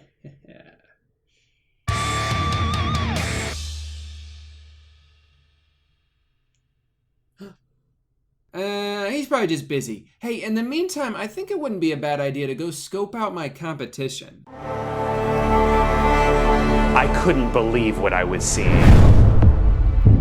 I walked into the room and I said, this cannot be happening right now. This is not the kind of thing that normally happens in this town.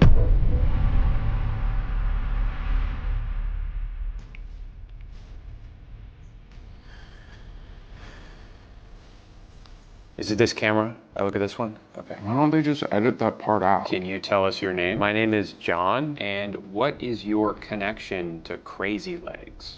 Who? The serial killer? I don't know who that is. You don't? No. Is this for TV? Sort of. Sorry, we must have got the wrong guy. Yeah, I think you did. I work at Hobby Lobby. Whoops. Well, could you tell us about that? Oh, sure. So Hobby Lobby is sort of a knick-knack store. So they're just gonna interview him anyway? It's a good place to work because we have Sundays off, and I'm not like religious or anything, but I just don't like working on Sundays. No, it didn't hurt necessarily. I just wanted to go to a dermatologist to make sure it wasn't anything serious. But then I found out that if you bundle it with your home insurance, it's actually a little bit cheaper. How long is this? You know what's funny? I never understood the roadwork vine. People would quote it to me. Is this the whole episode? Do you guys want to hear about the time I got my tonsils out? Oh my God, I'm done. This is so stupid. The year 2005. My throat ravaged with strep. Hey guy, does anyone else feel like everything is designed to waste your time now, or am I being too cynical? Netflix documentaries are multiple episodes when they could have just been one 45-minute movie. Video games are too big. YouTube videos are too long. And please, for the love of God, stop asking me for my phone number every time I buy something from a store. I don't want to join your rewards program. I just want to give you money in exchange for a hat. Is that too much to ask? Sorry, I'll start with the Netflix thing. It seems like half of what I watch on Netflix is twice as long as it should be. They always make it just interesting enough to hold your attention, but it's still pretty clear they're trying to stretch it out as much as they can. And I know it's not just me who feels this way, because I'll look up reviews after I watch something and they almost all say the same thing. Watchable, but it drags on, could have been tied up in one episode. Please, Netflix, stop trying to make a series when there simply isn't the content for a series. They made a documentary a couple years ago about the Cecil Hotel, a place that has, I'll say it, an alarming number of deaths associated with it. It's the site of that extremely famous elevator video of Elisa Lam right before she was found dead. So there is plenty of mystery to uncover here, but by episode 2, they were just interviewing YouTubers. Not people connected with the story, just a bunch of random dudes who had Googled stuff about it before. They keep calling them web sleuths, which I guess is the most official way of saying that you just woke up one day and decided that you are a detective. Well, since no one else has been able to crack this case, I guess it's up to me. Generally, one of the big things that separates a professionally made documentary from just any average YouTube video is the access they have to the subject matter. Anyone can throw together a video where they summarize a Wikipedia page, but the most memorable and revealing documentaries are ones where we hear the perspective of the people involved. I watched one on Hulu recently called The Contestant, and not only is this an absolutely insane story, but you get to hear it from the point of view of the guy it happened to. You also get to hear from the villain of this story, who is such a monster I can't believe he agreed to be a part of this. It's fascinating to see how proud he is of himself. Like, yeah, I tormented this guy, and ruined his life, but you gotta admit, it made for a pretty cool show. But this is kind of the expectation when you turn on a documentary, that you're gonna hear the story from the people involved in the story. So when you put on an official Netflix docuseries on a streaming service that costs money to use, and most of it is just regular people offering their 2 cents on the same blurry video everyone else has watched, it kind of feels like a huge waste of time. It's so aggressively time wasting that I can't help but feel like that was the goal. Like, all right, we have everything we need to tell this story. We have other guests who are staying at the hotel. We have the manager of the hotel at the time. We have the maintenance worker who discovered her body. And in between interviewing them, we're also going to hear from someone whose only credential is having internet access. I am a co-founder of the Elisa Lam discussion group on Facebook. No, he wasn't there when it happened, but he has listened to a lot of podcasts about this, so we should probably hear him out. More recently, they made a docuseries about Ashley Madison, a website whose mere existence is fascinating,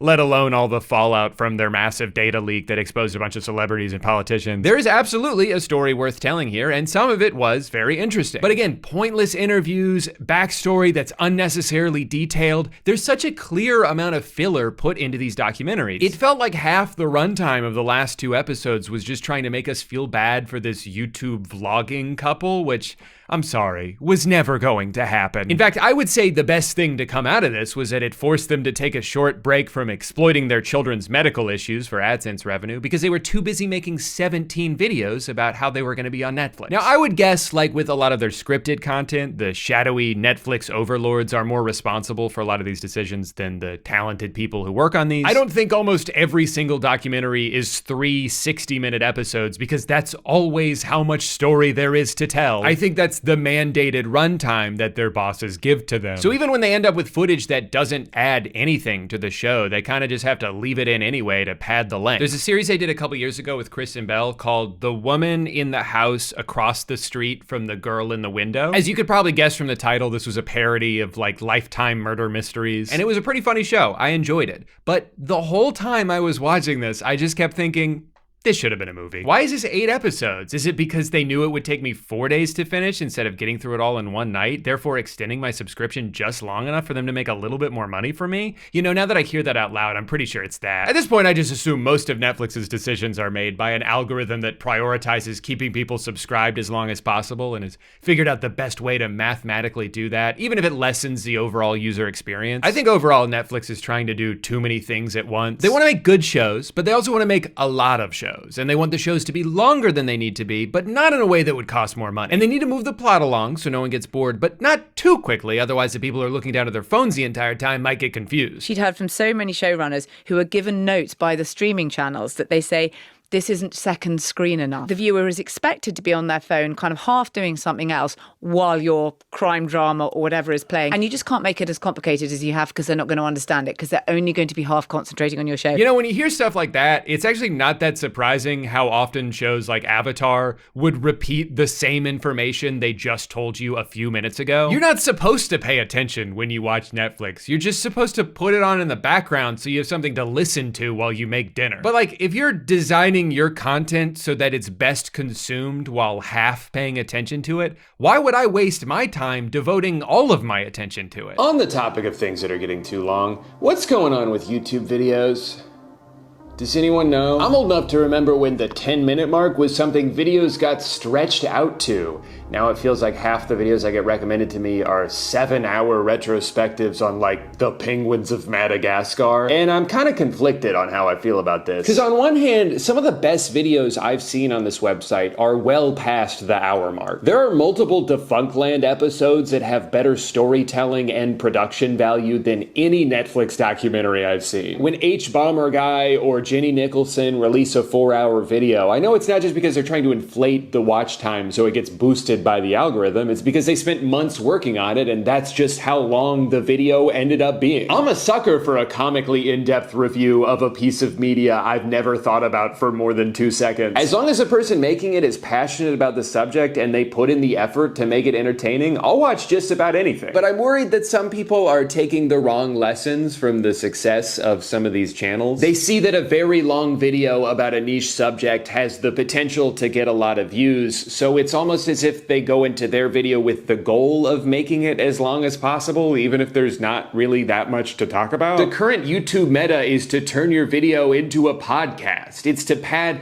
the absolute shit out of the runtime because that's what the algorithm likes. And to be clear, I don't really blame these people for doing this, especially smaller channels who are just trying to make their videos stand out before they drown in the bottomless ocean of content. But it's just frustrating from the audience perspective that the system is rewarding unedited yapping. If I just vomit out every word that remotely pertains to the topic at hand with no thought into brevity, no consideration of the viewer's time, it's actually more likely that YouTube will push my video out to those people whose time I'm not valuing. The algorithm is teaching me that I shouldn't cut things out of my video if they feel superfluous or unnecessary or repetitive or like I'm just saying the same thing over and over again but in slightly different ways. They'd prefer if I stretched out every video as long as I could, but if that's all I'm doing, what message am I sending to the audience I'm trying to cultivate? That their time is just something for me to leverage so I can get more views? That's a little shitty. But the worst thing is when they start doing an ad read at the beginning of a video that, quite frankly, I'm not even sure I'm interested in yet. You haven't even hooked me, and you're already trying to sell me a water bottle that smells bad? Brother, if I wanted to be advertised to, I would fly to New York City and spin around in Times Square. I didn't click on this video to learn about the deodorant that changed your life.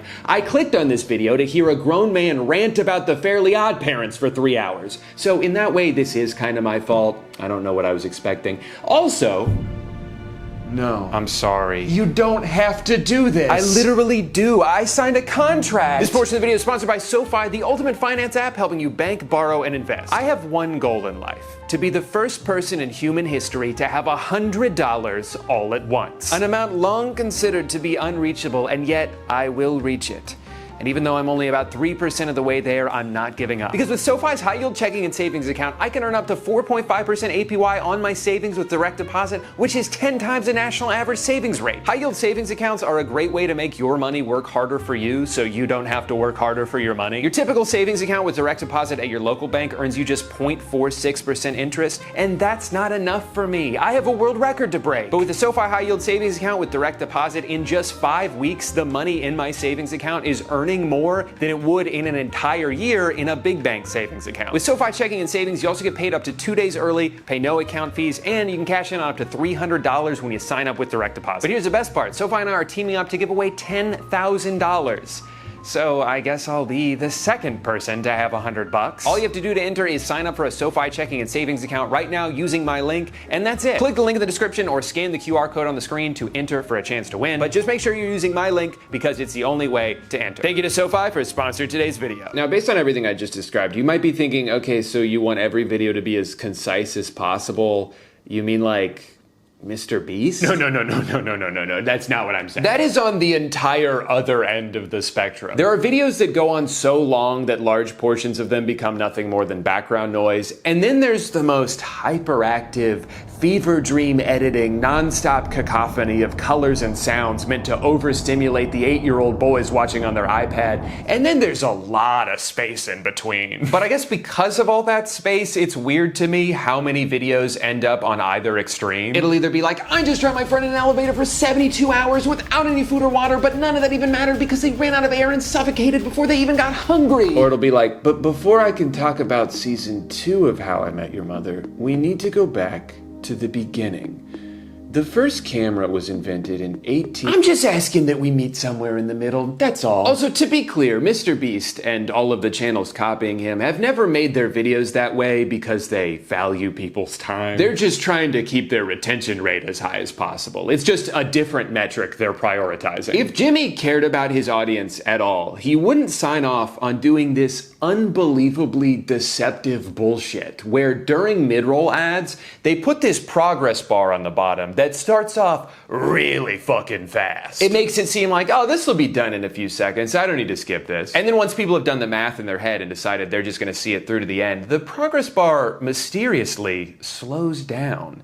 like a lot. And suddenly that last 20% is starting to feel like an eternity. I thought we were almost done, and now I'm not even sure we're halfway through. This shit really pisses me off because this is a very deliberate choice. This is not an accident. You have to go out of your way to keyframe it like this with the intention of deceiving your viewers. It's such an openly manipulative thing to do to your audience and is very telling of the way you view them. That you're willing to lie to their face if it means a number on an analytics screen might get a little bit bigger. To you, they're not real people, they're just data points that can be orchestrated in whatever direction you want them to. And that sucks.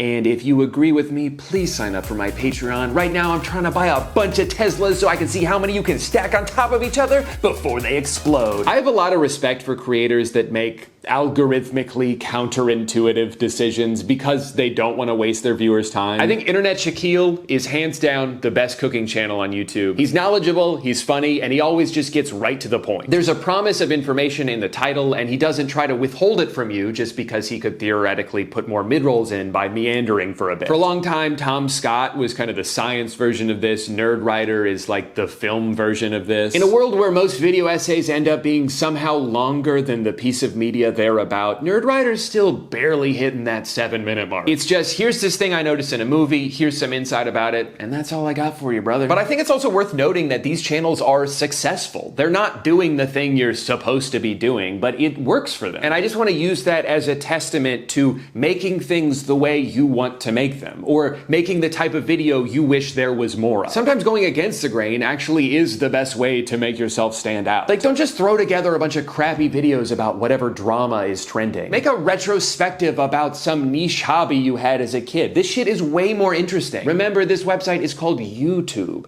not do the thing that you think will become popular tube.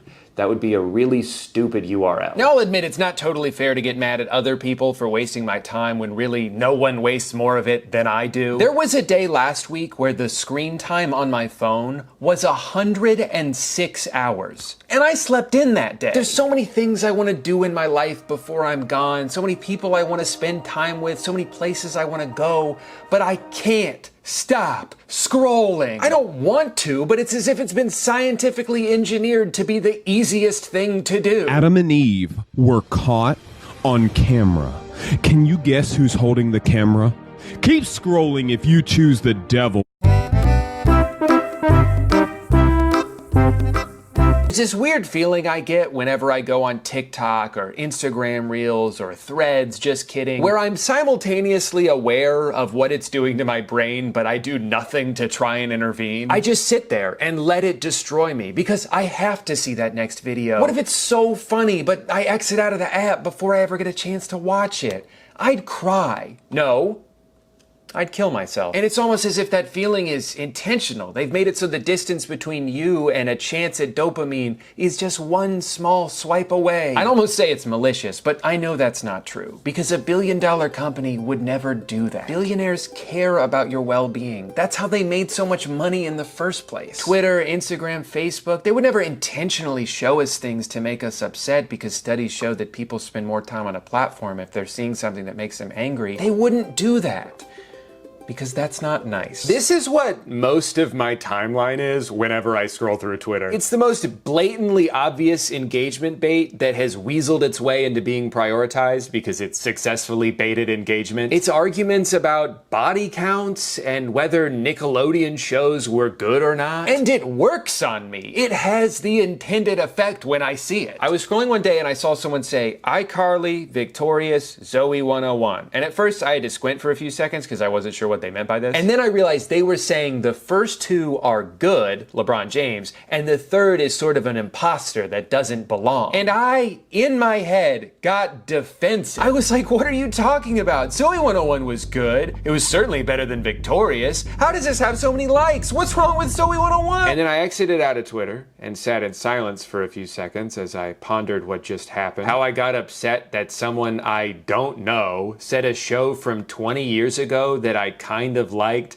isn't as good as a different show that I barely watch? Why is this how I'm spending my time? In this moment, I could have been doing anything else, and yet I chose to introduce this argument into my head? That can't be good long term, right? Like, we can all agree that's probably not great for my brain. If you're like me and you've been struggling with the endless scroll, I do have a recommendation. I found this by accident while I was doing a video a couple years ago about dopamine fast. It's called Screen Zen, and it's free. I have it set up so it only gives me a few minutes at a time on each of the most poisonous apps that I hate but am addicted to. So you can still pop in for a sec and get the feeling of being up to date. But then it'll grab you by the shoulders and yank you out before you get too sucked into the void. You still get a little bit sucked, but not all the way. But of course, I saved the most important issue for last. Video games are too big now, and I'm tired of pretending like they're not. When I was a kid, the idea of an open world game blew my mind. Up until a certain point, everything was very linear, very insulated. You load into an area, you do what you have to do there, and then you move on to the next place. But this idea that you could go anywhere, in any order, what could be more immersive than a world that you could essentially live in? And boy, did I want to live in any other world than the one in which I played clarinet and got bullied by someone who also played clarinet. You're not better than me. We're the same. To me, open world games felt like the culmination of every technological milestone. It felt like the future of gaming. And then over time, it became the standard. It became what every game had to be. And then all of a sudden, it seemed like the goal shifted from making the best game to making the biggest game. I guess because it's easier to market something based on scale than to just come out and say, hey, the story's really good in this one, trust me. I started to get overwhelmed by games because of the seemingly endless list of tasks I needed to complete, the chores that I needed to do. And to be clear, I'm not talking about games like Crime Scene Cleaner. That's a great game, okay? I don't mind chores when the game is chores. I'll play Power Wash Simulator all day. I played Unpacking shortly after moving into this house, and I hadn't finished unpacking in real life yet. My wife was not happy about that. What I'm specifically referring to is when games feel artificially padded with repetitive side quests. When there's like 7 different activities to do, but you just end up doing each of them 100 times. And as someone who goes into games with a completionist mindset, this is the quickest way to make me give up. Cause I'll try to collect every item and go into every corner for like 20% of the story until one day I just stop opening the game altogether, relieved by the massive weight now off my shoulders. I think there's a big reason why Elden Ring had such a big impact on me and so many other people. Yes, you're in this staggeringly large open world littered with places to go and things to kill, but it's not in the form of just a bunch of exclamation points on your minimap. Almost everything you do in this game is motivated by, oh, that looks cool, I want to go over there. It's a feeling you should have while playing an open world game. It's that sense of wonder that has mostly been lost by all these cookie cutter taskathons. Also, the more bloated a game is with content, the more narrative dissonance there ends up being. Which of course only matters as much as you let it, but it's still really funny sometimes when the main questline of a game is trying to instill this sense of urgency, but at any given moment you can just go fuck around for 15 straight hours. We've only got until midnight tonight to rescue my uncle, or they're gonna execute him. Hey, do you think there's anything cool in this cave over here? A compromise that works great for my brain is a semi-open world, like the 2 most recent God of War games. I like when there's enough optional side exploration that it still scratches that itch for me, without it ever feeling like I'm missing out on this overwhelming amount of content by just wanting to streamline the story for a bit. I think it's okay for a game to be modest in scope. Just because the technology exists to procedurally generate 1,000 different planets doesn't mean we have to do that. Sometimes I wonder if the technical limitations from previous generations actually made games better. I mean, it certainly made them more contained. It made them more approachable. I love going back and playing older games that only take a few hours to finish. I want to be able to complete things. I want to have a full experience in a reasonable amount of time. I'm tired of not getting any closure from games because they make it so tedious and long-winded to get to that point. And that's assuming the game even works when you first buy it, which chances are it won't. It's become so normalized for games to be unfinished and littered with bugs on release that it's actually surprising when a game comes out and works the way it's supposed to. A lot of even really good games aren't worth buying for like 2 full years. Cyberpunk, fantastic game. in 2024. But I bought this on release and had to slog through so many bugs, retread so many areas because of crashes, all before encountering an immovable obstacle. I could not progress the story because every time I tried to initiate this cutscene, the other character would not say the next line he was supposed to, so they would both just sit there in silence indefinitely. I couldn't continue the game past this point, and I was like 10 hours into it. I had a similar game-breaking experience with Dying Light 2, Metro Exodus, and I'm not even touching Starfield anytime soon. The bigger a game is supposed to be, the more I don't trust it to be a complete experience when it first comes out. It usually takes years to fill out all the missing pieces, so I'm not gonna waste my time or money on what I assume will be a significantly worse experience than if I were to just wait until it's on sale in 2027. But in a world of titles forced out prematurely by a deadline that was never realistic, nothing feels quite as egregious as the yearly full-priced sports game. You spend 11 months building up a player or a team or a general manager if you're a weirdo like me, and then as soon as the calendar flips over, you gotta start from scratch. All right, everyone, time for the new game. Yes, it's $100 again, but we've made so many improvements. The number on the box is different. And where's your credit card? NBA 2K has one of the most aggressive microtransaction systems I've ever seen in a video game. But they're not just dedicated to milking every single dollar out of your bank account. They've also made it their personal mission to waste as much of your time as humanly possible. A few years ago, they added something revolutionary. They turned the park into the city. Now, functionally, at its core, the city is just a menu. Every physical location that you have to trek to could have just been text on a screen and it would have been way more efficient to navigate. But that wouldn't be innovative. Innovation is when you have to jog a mile just to have Gatorade before your next game. Innovation is when you create something tedious so you can sell the solution to it. Man, aren't you guys tired of having to navigate this big stupid city we made? Then buy a bike. It's $10, fuck you. Imagine if every time you turned on your computer, you had to make a little guy run across town just to go to the Gmail store. Oh shit, forgot my password, gonna have to sprint over to City Hall. I feel like every single element of this game is designed with the goal of wasting your time. Whether it's getting interrupted in the main menu to show you 2 separate ads, or a halftime show you cannot skip even if you press X the whole time. Don't get me wrong, this halftime show is great. They've got Ernie, Kenny, Shaq, my 3 favorite guys. They show highlights and relevant stats. They make jokes. By sports game standards, this halftime show is fantastic. But there are 1 million games in every basketball season, and I don't want to watch 1 million halftime shows. I'm just trying to speed run to the playoffs so I can take a virtual trophy home to my real life Orlando Magic. Is that too much to ask?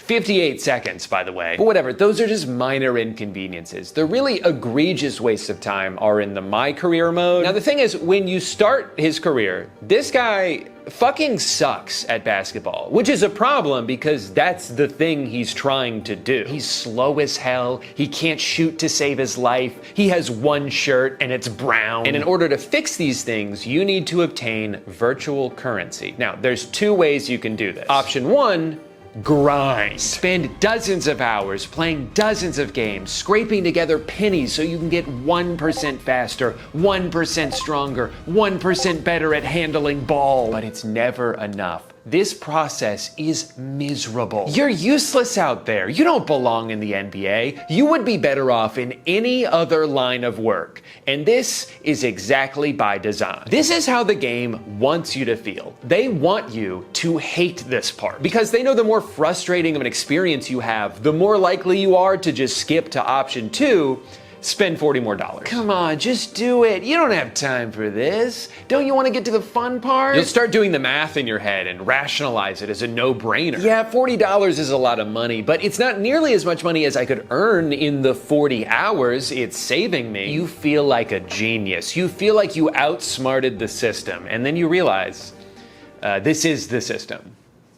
I did the exact thing they wanted me to do. And it wouldn't even be that bad if the game itself didn't already cost $70. But now you're out over $100, maybe $150 if you pre-ordered it. Also, the professional athlete you created doesn't play like he's never touched a basketball in his life before. And I've got all the natural ability in the world thanks to my genetics. And then you get to do it all again next year. This whole system of paying to skip a grind that has been intentionally designed to be insufferable has become way too common. Developers are purposely holding our time hostage, knowing we'll probably spend a few bucks to get some of it back. I feel like that's almost the entire business model of MMOs. It's one of the reasons I stopped playing RuneScape after our lifelong on-off relationship. I kept having to fight the urge to spend a few bucks on gold because the alternative was earning it in the game, but then I'd have to play the game. And I don't want to do that. I just want to play the end of the game. How long does it take to get there?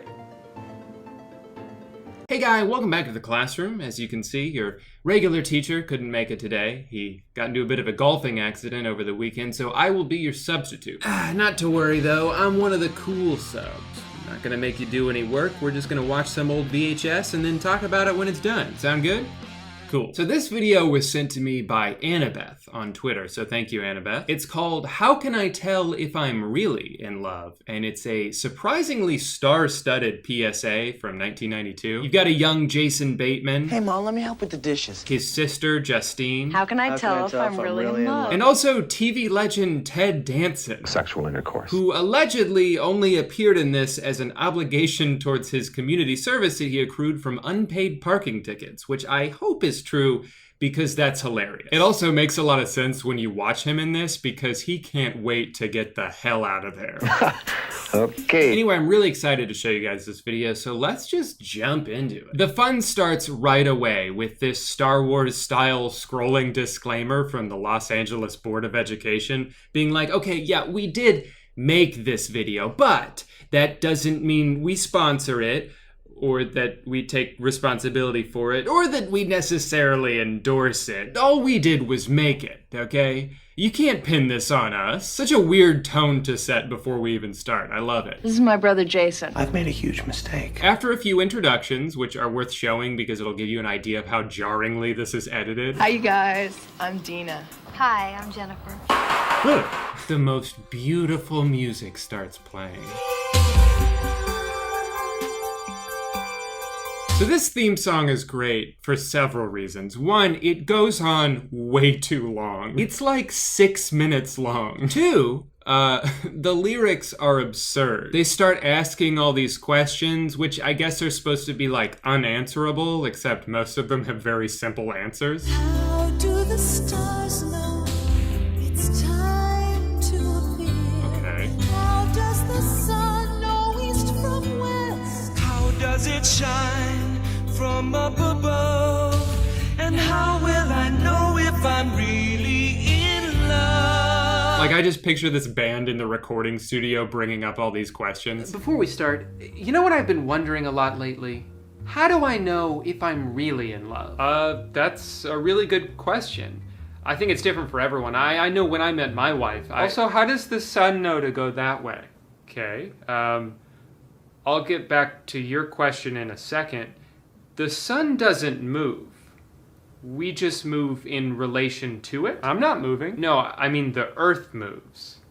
You know that, right? Please tell me you know that. Okay, Mr. Math, Science. But if you're so smart, then explain the moon. Explain what it is? No. How does it know what time it is? And what about the stars? How do they know? Yeah, does someone turn them on? What if they forgot one night? That would be so embarrassing. No, stars are giant balls of fire. We just can't see them during the day because it's too bright. Oh, from the sun. Yes. But how does the sun know what time it is? How old are you guys? 30? 37? Jesus Christ. All right, let's just finish the song. How will I know if I'm really? So after several more minutes of this. Trust. I didn't know love could be real. Honesty. I love the way that I'm feeling. Fun sex. And this. Only want to hold. The song finally fades out and you think, okay, the video's gonna start now.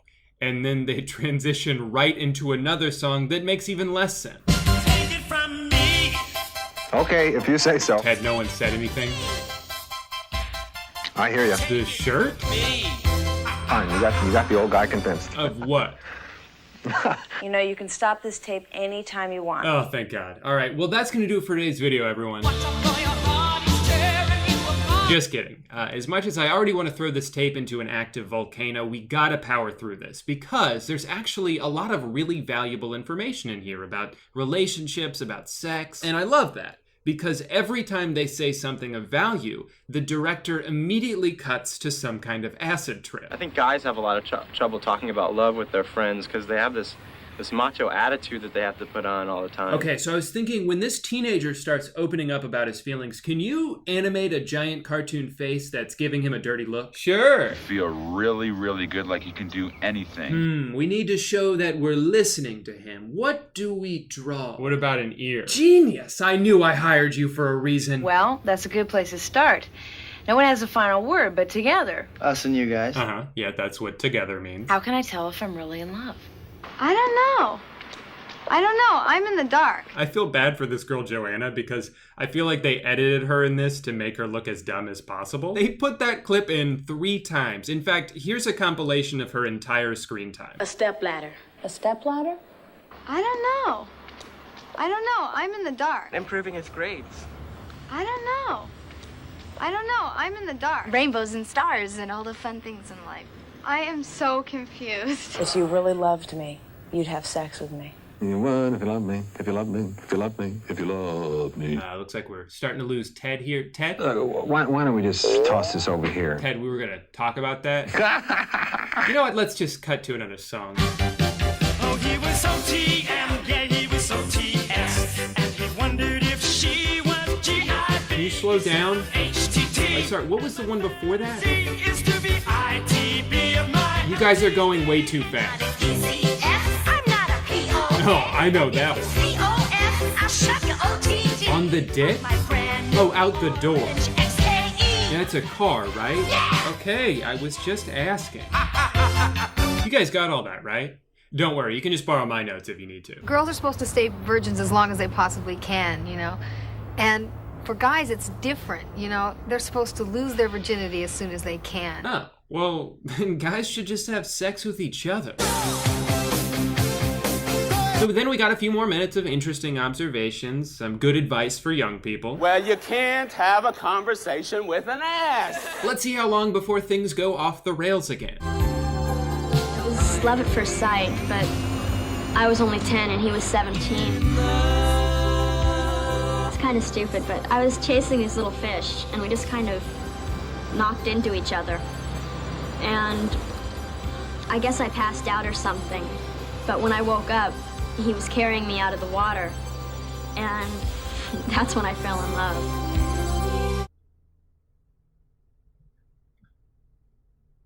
What the fuck? If you love me. Okay, can someone please reel in Ted? If you love me, if you love me. He won't stop singing the song. We only asked him to do it once. You would. If you loved me, you would. If you loved me. You would. And then right on schedule, once again, we have another very insightful segment, this time about the difference between good and bad relationships. Mature love is energizing. Immature love is exhausting. And this is probably my favorite part of the video, because I think this is a big thing that everyone needs to hear, which is that sometimes continuing to be in a bad relationship is worse than just having no relationship at all. You can't stand to be with the person you're supposed to be in love with, and you can't stand to be without them. But you're so used to the relationship that the thought of breaking up seems too difficult, so you continue to stay with them way longer than you should. I've done this before. Most people I know have done this before, so I think this is a really valuable segment to put in here. It's almost like they managed to lock the director out of the room for just long enough to cram this sensible advice in. Hey, huh? You guys aren't messing with my movie, are you? No. Then what are you doing? Nothing? Good. And now Jason's gonna talk to a picture of a heart, right? You got it, boss. Oh, yeah, sure, fine. No, I understand. Sure, great. She doesn't like my hair. She didn't like my hair. And we're still gonna leave that really long, awkward pause in, right? Yep. You know, someone loves me. I think. The editing here is just relentlessly nonsensical. For 2 years, I went out with this guy. He was the football player, I was the cheerleader. Okay. We were cute together. We took good pictures together. I'm sorry, who is this? If there is a special love with this certain girl, she could be looking like a toad, she can be a princess, and you could still love her, and that is love. To put it simply, love is when she be looking like a toad. On the good side of love is the ultimate fulfillment, and when you're totally fulfilled, it's as if you're on the planet Z of funness. I love how casually he said that. You know, planet Z of funness, a thing we all say here in the 90s. I used to be on planet F of badness, but not anymore. Planet Z, yeah. Fun sex. Let's see, been a while since we heard anything from you, Jason. Got anything to add? Interest, intrigue, infatuation, love. What? Staircase. Oh. Oh, what? Glad they kept that in. So then buried at the end of this video is a solid 10 minutes of information about teen pregnancy, which no teenager will ever see because they turned this off 30 minutes ago. Yes! My biggest takeaway from this video is that whether it's 1992 or 2020, whenever an adult tries to send a message to a child in a way that they think will relate to them, it always backfires. Like, I'm still reasonably convinced that this Pokemon go to the polls. cost Hillary the election. It doesn't matter how good your message is, if the way you deliver it makes you look like this guy, no one's gonna take you seriously. And then my second biggest takeaway from this video is what I consider to be the icing on top of an already insane cake. I was curious to read more about this guy, Saul Gordon, because he's featured pretty heavily in this video. And when I read what I thought was his obituary, it took 3 days to pick my jaw up off the floor. Now in this article, it says he died in the year 2000. It goes over some of his life accomplishments. You know, it's an obituary. But here's what really made me pause. The spectacular event in Gordon's life occurred in 1991, which would be 1 year before this video came out, when essentially he was the target of assassination. 2 women extremists tried to firebomb his house, but he heard the commotion in his basement while reading the Bible, went down to investigate, and in his excitement threw the Bible at them, forcing them to drop the bomb, and then they exploded. So I'm like, okay, you have my attention. But it's such a crazy story, I had to make sure that was true. So I tried Googling keywords from it to find evidence of it somewhere else. Nothing. You'd think that maybe a news outlet at some point would have picked up on this spectacular event, but no, as far as I can tell, it's only in his obituary. But I'm still thinking like, well, it has to be true, right? Otherwise, why would they put that in there? Then I kept reading, and the next paragraph, they talk about how the super fascist party won the 1988 election. And now I'm like, okay, I know that that didn't happen. I definitely would have heard about that. So what the hell's going on here? Turns out, you ready for this twist? Saul Gordon actually died in 2008, and this is a fake obituary that he wrote himself in 1980. So everything in it is entirely untrue. He made it all himself, which is actually even more bizarre than if all of this actually happened. So to sum everything up, how can I tell if I'm really in love is what happens when you take the ramblings of an already crazy person. Did you see his muscle? Give them to a director who's in the middle of experimenting with every drug, and make a video that's only still relevant today because Ted Danson. Man, walking is so slow. I just wish I could do it faster without putting in any more effort. I know I could run, but I don't want to. Running makes me feel like I'm gonna die. I want to be able to walk at the speed of a run. Is that too much to ask for? When will technology finally catch up to my twisted desires? It already has. What the hell? Here, watch this video. Okay. Oh my God. Moonwalkers are the world's fastest shoes that allow you to walk at the speed of the run. This is incredible. Hey guys, welcome back to the first ever video where I buy something expensive and stupid so I can make fun of it. I've never done something like this before, and you better cherish this moment because I'm never doing it again. Let's take a little trip back to January of this year. Headlines all over CNN, Business Insider, Casey Neistat YouTube video about the AI-powered shoes that make you walk faster. Wow. First AI came for factory jobs, then creative jobs, and now this? Is any industry safe? For years, I've had an entire side hustle where I stand behind people and gently push them to make them walk a little bit faster, and not to brag or anything, but it's been very lucrative for me. What the hell am I supposed to do now? Take out a loan?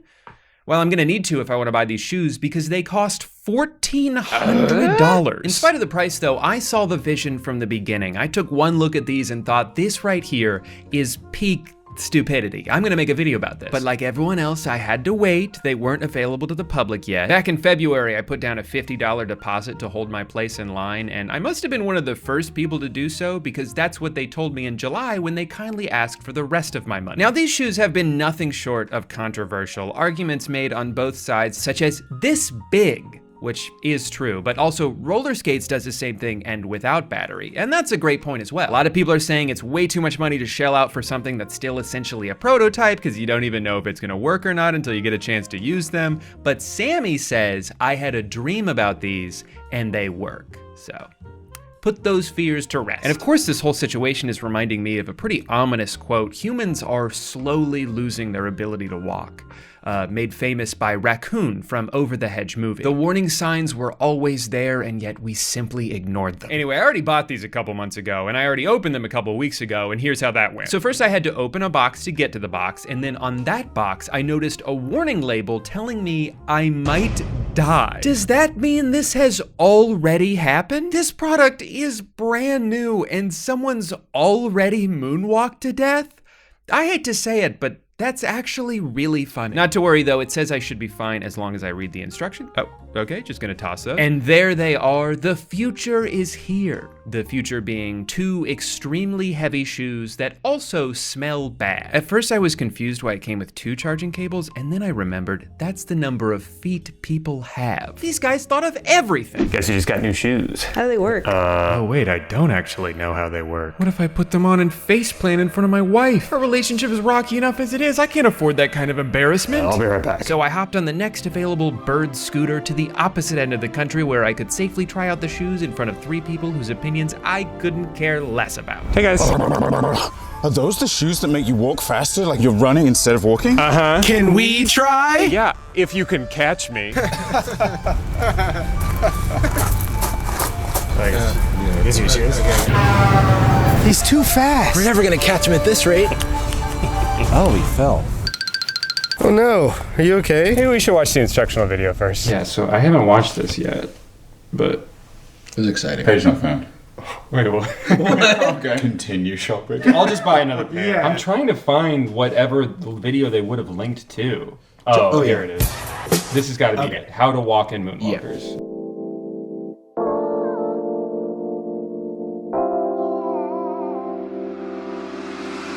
Okay. Let's go. That was 20 seconds. So your first steps in moonwalking is just have your shoes not in run mode or shift mode. So this is the default mode when you turn your shoes on. So they're in lock. So the best thing to start understanding moonwalking is just walk around for a little bit. So what you're gonna wanna do is just walk around in your house, and you're just gonna walk. We are now halfway through the video, 1 minute to a third of the way through the video, and all he said is you're gonna walk on the shoes. You're just gonna put them on, then walk. So as you're walking, just continue to walk naturally. Oh my God! As you're walking, just continue to walk. Okay, that's it. Do you use both legs? Yeah, it looks like he's using both. When does he spend $1,400? That's when you know you're ready to enter moonwalking mode. Hey guys, this is Abe with Shift. What the fuck? You don't need to introduce yourself again. Wait. That whole thing was just him walking. The shoes weren't on. He was just, and this is how I walk. Yeah. Left, right. And he introduced himself again and the video again. So before we get started, we'll just go over some basics. When you're walking, you will really want to focus on making sure you go heel to toe, natural walking movement. You don't want to be looking down at the magic of moonwalkers. You want to be looking forward just like you'd normally walk. It feels like he doesn't know how it works. I think he's stalling. Yeah. I don't think he knows how regular walking works. It's like, so heel to toe, right, those are on feet, and you want to look forward. Forward, right, so you can see with your eyes open. You shouldn't be using your teeth at all. Teeth are not part of the equation. Forward, since there's some power here. What a lot of He's out. He's really nervous about introducing the only thing that you're supposed to learn in this I video. feel bad because like when I get nervous, I get out of breath even if I haven't done anything. Yeah. But it is just funny. It's like all he's done is turn the shoes on. It's like, Once you start walking, the power kicks in. Just keep walking through the power. Just walking normally. Keep walking as you normally would. Heel to toe, looking out towards the horizon. Is it almost over? It's almost over. Oh, he said it was put the shoes on and walk. That's all I said the whole fucking time. I'm gonna say it. The shoes cost $1,400. There is no excuse for this video being so poorly produced. yeah, and being hard to find. I Yeah. searched Moonwalker's tutorial. I had to scroll past the QR a Michael Jackson impersonator to get to Why the are we watching that video? I put it on for a second, but copyright, man. It's worth noting that the QR code in the instruction booklet did not work. And then you just come to a nice stop.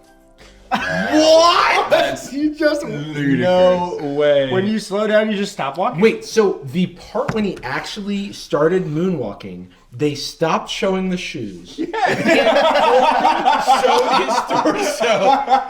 Then it ended. And the camera moves with him, so the pace looks the same. We never saw him go fast. Yeah, the top comment is cool product ... I think. I can only speculate as your cameraman decided not to show. It's hard for me to let them off because the product is gone to market. So there's no excuse for like having these lapses. It doesn't matter how cool the technology is if you can't communicate it to the people who've already paid. No, I'm getting so worried about these shoes, man. Let's go, boys. Let's go.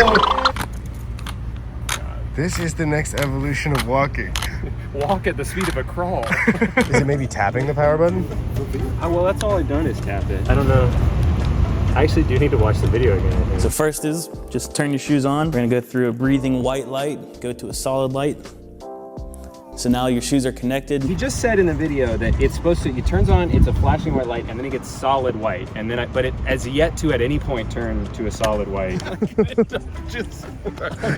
$1,400, and to just find out from the instructional video how to turn them into the right mode, they're like, yeah, and just figure it out. So we currently have one blinking and one off. Hold it for a second. Now it's white. It's still flashing white. I'm holding it. Give me a fun imprint to my thumb. Okay, so it is solid white. So if I can hold my thumb while you walk, do you think if you move in it, it'll go solid white? He wasn't even wearing them in the video, which was why I took them off. We're as much of an authority on this product as he was. I don't think anyone actually knows how these work, not even the people who make and sell them. This is funny for a second, but I just want to fucking use them. Yeah, This is so annoying. Do you think this is just a whole video? I never get them fixed, and then it just ends. Do they need to like be right up close? Maybe turning them on at the same time while they're close and somebody's weighted on both. I know this sounds, we should not be having to do this for, but I'm just trying to shake anything loose. Okay, if I just hold them down, the light's still solid. Yeah. Okay. But is that solid on there? Wait, oh my God! Did it work? Oh my God, you're right. As long as I always have a friend with me, then I can always turn them on. All right, you go first. I'm not fucking with it now. You strap them in. I'm scared of these, man. Yeah, well, you're the chosen one, Eddie. Okay, this is very weird. Mm-hmm. But you look very cool. And you're really tall. I was gonna say I'm a few inches taller, and that's what I'm feeling more than anything. Okay, well, I'm embarrassed. Just a little bit of feet footage. Let's just get a shot of those piggies. So to get to shift mode, put your heel up and then rotate it in. This, and then bam. Yeah. Whoa! All right. That's a cool motion. I'm actually terrified. I know, and you're first. I know, I'm the guinea pig for this. Okay, you're going a little fast. So weird. Oh, he's moving. Whoa. They're loud too. I like that. Whoa, whoa, whoa, whoa, whoa. I got humbled really quick just walking naturally. They're definitely a little faster than walking. Okay. He's zooming now. Whoa. It kept going for a second. Okay, what they say too, and this is creepy, but it's like it adapts to your gait. Okay. It like figures you out. To know my gait. And then I'll try him. Anyone else first? Yeah, you make us do it, and then you finally. Yeah. Oh, I'm not getting on that shit. Oh yeah. Yeah, they're fucking nice heavy. and weighted. This is what you need on a hot summer day too. Like off those shoes to turn it on. Like this. Whoa.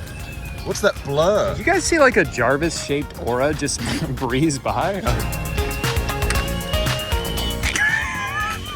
Sounds like a kettle.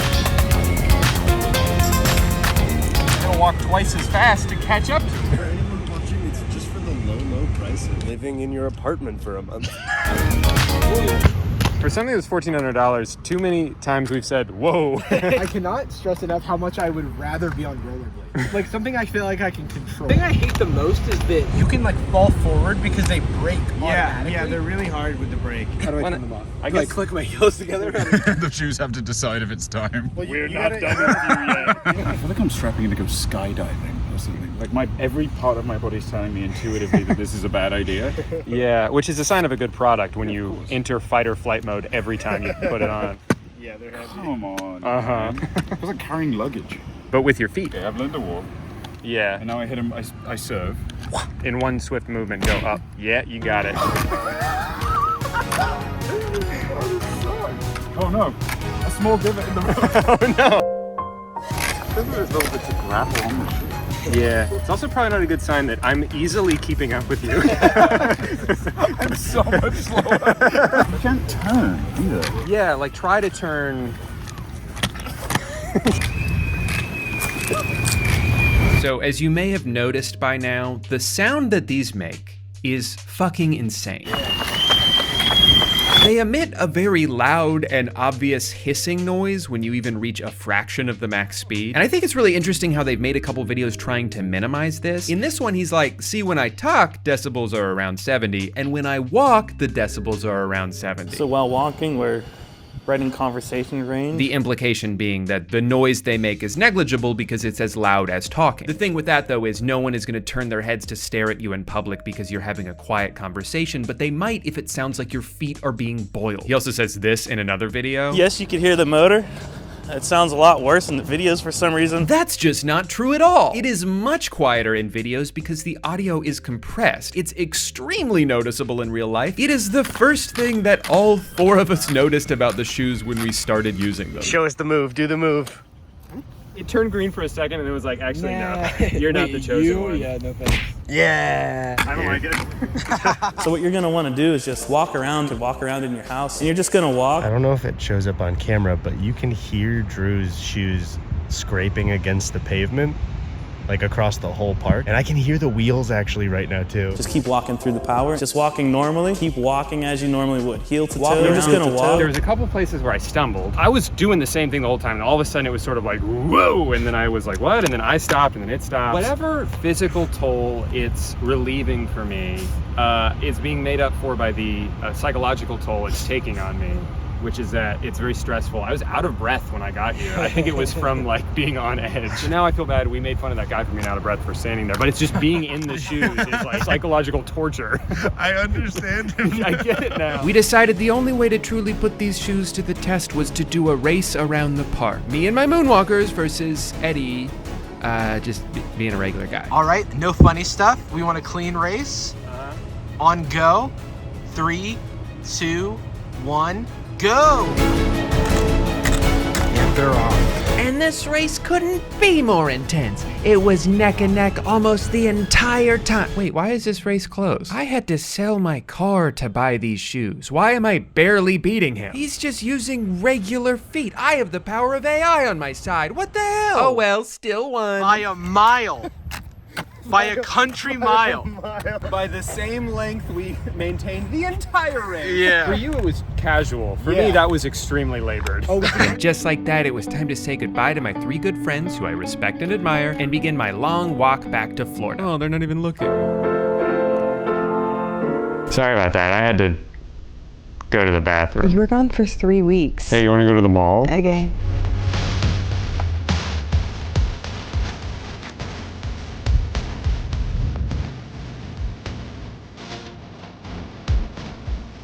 You think this counts as skateboarding? I used them for 5 minutes and my feet hurt now. I guess society and all of its oppressive rules just aren't ready for this kind of innovation. All right, final thoughts on these things. For one, they do hurt to use. I wasn't joking about that. It hurts your foot when you wear it, and then also when you're done wearing it, it still hurts. I don't think human feet were designed to have something this heavy pulling down on them with every step that you take. I've been sore in parts of my foot where I've never felt pain before. They've invented a new kind of injury. So in that way, they're actually pretty innovative. I'm all for fun new technology. I think it can be really exciting when something weird and new comes along and changes the way we live forever. That's not what this is, but I don't know, maybe a bigger company comes along one day and figures out a way to make these more affordable to the average consumer and also make them weigh less and also make it so they don't sound like a dying robot every time you go faster than 2 miles per hour. It honestly seems like the people who designed this are really talented engineers who have no idea how to market this product. I think they have something on their hands that is very interesting in theory, and it probably hasn't sold as well as they hoped it would, so now they're just kind of throwing everything at the wall hoping something will stick. Their newest ad campaign on YouTube is called Moonwalkers, the ultimate cardio machine, and features a guy going to a track and walking around in the shoes. And it's like, you're gonna burn the same number of calories whether you wear these things or not. Just because you go faster doesn't mean you're expending more energy. If that was the case, I'd burn thousands of calories every time I drove my car. You'd get into an airplane and wither away. The video before this was kind of funny though. This guy sees a girl breeze past him at the zoo and he fantasizes about the amazing day they could have together if he had the shoes too, so he immediately goes on his phone and buys a pair. Or at least I thought he was buying it looks like actually he just read an article about them and then pointed at the photo. I guess he was saying, oh, that's what the fuck she was wearing. I was so confused. And you know what? I'm just gonna say it. The name makes no sense. Why Moonwalkers? They're not anti-gravity shoes. They're more like a reverse treadmill. They also don't make you stylishly walk backwards like the Michael Jackson dance. I just feel like they got so excited to use the word moon in the name that they forgot to design a product with any properties that the moon has. You know, normally when I make videos like this, I end up with a bunch of crap that I never touch ever again, with a few exceptions. But I spent so much money on these that I really want to try to find a way to keep using them. So if you have any ideas on what would be a good use of these shoes, let me know. Anyway, thank you so much for watching this video. Be sure to smash that like button if you absolutely hated it. And if you didn't hate the video, just leave, man. What do you think I'm trying to do here? Be entertaining? No, I'm trying to make you miserable. Anyway, I have some bills to pay now. This video cost a lot more money than I usually spend, so please. Hey guy, I'm pissed. I have been trying to make this video for like 4 months now, and today I am finally giving up. Let me explain. So it all started in February when the Twitter streets were buzzing about a new Ace Family potential scam. The How I Became a Millionaire program for the low price of just $50 a month. And I could not wait to throw my money away on this. When this kind of stuff happens, I don't see a scam, I just see content. Daddy made you your favorite, open wide. Now, contrary to popular belief, I don't hate the Ace family. One might assume that because of the scathing video I made about them, but I don't have any beef with like their 1-year-old son. The kids haven't done anything bad. It's just this guy I can't stand. Anytime something goes wrong with Mr. and Mrs. Ace, it seems like he is at the forefront of it. Here he is in the introductory video, following all the standard steps involved when promoting a social media course. Number 1, make us feel bad about ourselves and then dangle in front of us the possibility of all our dreams coming true. I was living here about 5 years ago with Catherine, and at the time I was going through depression. Now this is my home, my dream home, through the power of social media. Yep, I used to live in a dinky, stinky small house like you, but now I have a big, stupid mansion with just one easy trick. Doctors hate. Number 2, toss out some vague buzzwords that show off the valuable information you can only learn here. In this program, I'll be teaching 4 courses. The first course is how to grow your social media platforms. Let me just... The second course is how to make money from social media. But that's... The third course is how to start a business. And you could... And the last course is how to grow your business. Okay, yes, technically, you could just Google all of that for free, but I'd rather hear it from Austin. And finally, end on a little cliffhanger that makes us yearn to be a part of that exclusive club. I don't know what else to say. I guess the next time I'll see you guys, we'll be inside the program. Wait, come back.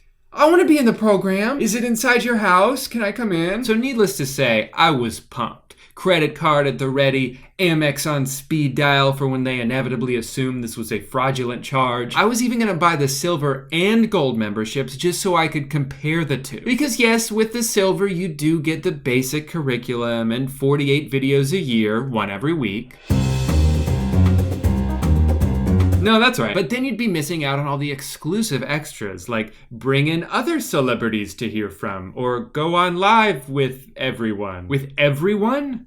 I'm picturing a Zoom call with like 700 people all talking over each other. They'll even pick a few people for weekly FaceTime calls. Yeah, I'm sure they kept up with that. Pick a few people to promote. I like how not specific that is. Is it on your YouTube channel, your Facebook? Are you gonna write my username on your arm like one of those hot tub streamers? Pick a few people to verify. Ooh. I'm sure they're not gonna like email Twitter and have them give you a blue check mark on there. I'm pretty sure they're just gonna verify my HIBM profile, so everyone knows that I'm the official ace lover for life. What I really love about those last three is that none of them are even guaranteed, but they're still listing them as benefits. That would be like if I said, hey fans, if you mail me a check for $100, I might have lunch with you. I have no obligation to do it, because I didn't actually promise that I would, but you should still send me that money just in case. So now you can see why I was so excited to sign up for this. However, I couldn't, because I guess I missed the enrollment window. So I had to wait another month and a half. I still don't understand what this business model is. It seems like the whole thing is a money grab, but then they're like really selective about who they grab money from. Anyway, I forgot about it for a little bit. A couple months go by, I go to check it and realize, God damn it, I missed it again. It was such a short window, they didn't advertise it at all the second time, and then the timer just reset. The whole thing is so weird, but I was determined not to let this opportunity slip by again, so I checked back every week. I made sure that we were on track. I marked my calendars. I set an alarm. Nothing was gonna stop me from being there the second that timer hit 0, which, by the way, was on Father's Day. Sorry, Dad, I can't have dinner with you this year. I need to sit at my computer so I can sign up for a scam. I made sure that I would be there. I sat and watched as that countdown hit 0,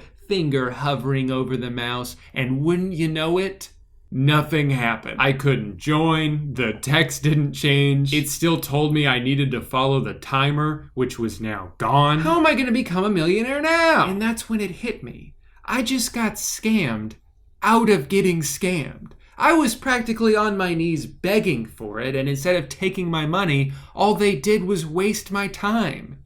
And you know, they say time is money, so technically they wasted both. Now, the fact that I couldn't join doesn't mean that the course itself is not a scam. I mean, I would argue that if their website isn't being updated to bring in new members, it probably doesn't bode well for the members they already do have. The Instagram is totally inactive. They've had exactly 6 posts on there every time I've checked. And that follower number has only been going down, so they're not accepting anyone new. So it's probably safe to assume that they're not keeping up with the $600 a year program that they made. Since I couldn't join the program, the only recent updates I could find were in a video by a YouTuber named Sloan, and he actually had screenshots from some of his subscribers who did sign up for the program. Lots of not so surprising details here, like the information is not even remotely valuable, the videos seem rushed, none of the live streams were ever done on time, which messed up people's schedules because they would make their plans around it. But it gets worse. Not a single active user on here has ever had a FaceTime call. Yeah, I'm sure they kept up with that. Apparently they're given worksheets to fill out while watching the videos, so it's like homework that you have to pay for. But then when they turn it in, they don't get any feedback. So like, what's the point? And even though they're all frustrated with the service they're getting, they're worried about telling the truth and being blacklisted from the app. So they just continue pretending like nothing's wrong. And that's not even mentioning what people found in the user agreement, which includes 1 million words of legal jargon that essentially boils down to, we own any content that you post. We can reuse it however we want, we can monetize it however we want, and there's nothing you can do to stop us. Even if we just take a video idea and do it ourselves, or steal your merch concept because we like it for our brand, that's fair game, dude. And it makes me sad that even with all of that bullshit, the fans still want to forgive them. And that's what's got to be the most fucked up part of all this, is that you are specifically targeting your biggest fans. You're taking advantage of the people who trust you the most. How ironic that his own advice to you is to engage with your audience. Nurture them on every platform. Shouldn't you start by nurturing your own audience? Or are they not paying you enough for that? that. This isn't even the first time they're doing this exact scam. They already tried to do this a couple years ago with the Ace Club and then took none of the blame when it crashed and burned. The people that we partnered with in that adventure, they just weren't good partners. They end up unfortunately scamming us. Sorry guys, those idiot web developers screwed us over. Or I guess what I mean is... You guys got scammed? Okay, so maybe don't do it again then. Did they think if they just made it really hard to join? You only have 24 hours. Then people wouldn't find out how bad it is because people like me couldn't go and make a video about it? Or, and hear me out, do they just suck? I think it's that one. I'm actually surprised that this many people had enough faith left in Austin to want to sign up for this in the first place. I get it though, you're a fan, you want to give them a chance to grow, you want to trust them. I used to trust people too, but sometimes things happen that change the way you look at the world, that harden you as a person. It was 2006. RuneScape.com. My friend on the game comes up to me and says, "Hey, would you like 1 million gold coins?" And I was like, yes please. How did he know that's exactly what I wanted? What a nice guy. All you have to do is give me your password. And obviously I had to think about it for a little bit. Can I really trust this guy?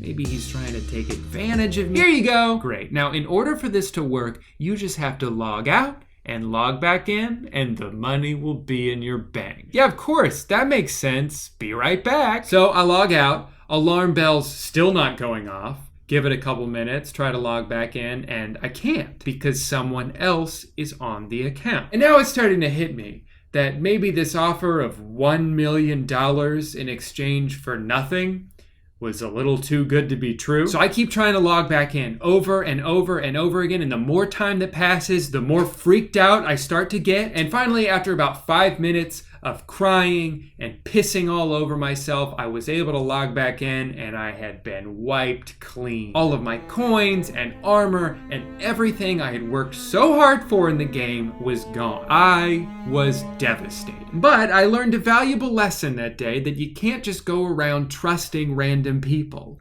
I had a pretty sheltered childhood, so this was kind of a shock to me. So I swore to myself that this would never happen again, that I would never fall for another scam, and I was doing pretty damn good. Until I bought this fucking thing. Yeah, I'm talking about my moon pot again. The lumpy sack of beads that pretends to be 25% off even though it's always this price. What, this time it's for Father's Day? My dad would disown me if I bought him this thing. Plus, I'm already on thin ice because I had to cancel our dinner plan. They have the audacity to describe it as the anti-anxiety chair. Wow, I can just feel my anxiety melting away.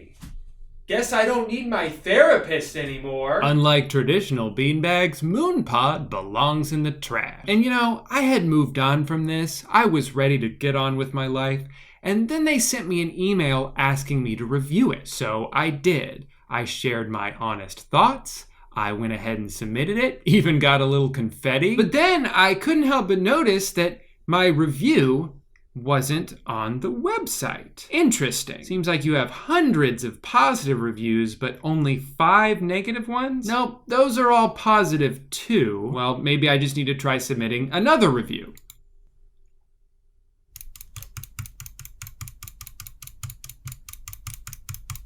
Cool. And where is that one? Still not there, huh? Weird how they let this guy post 2 positive reviews back to back, but I can't even post 1. Oh, I think I know what the problem is. Am I being too mean? Here, let me tone it down a bit. That's the sound of me kissing your ass. Oh my God, they fucking posted it. Of course they posted that one. I can't believe that actually worked. Serious question, is it illegal to hide reviews like this? To just delete bad reviews off your website? Because I couldn't get a straight answer when I looked it up, but I did get 2 more ads for the MoonPod on an article about it. And if this screenshot doesn't belong in a museum, then what even is art? Since they don't seem to want anybody to find out how shitty their stupid beanbag chair is, could you guys do me a favor? If you see one of their sponsored posts out in the wild, and you probably will, could you maybe just comment something a little bit more accurate on it? Be as creative as you want, and don't worry about being too harsh, because they're probably just gonna fucking delete it anyway. Sorry for the rant. It's just that thinking about Moonpod makes me angry. Need to smash something. Cell phone. Goodbye, old friend.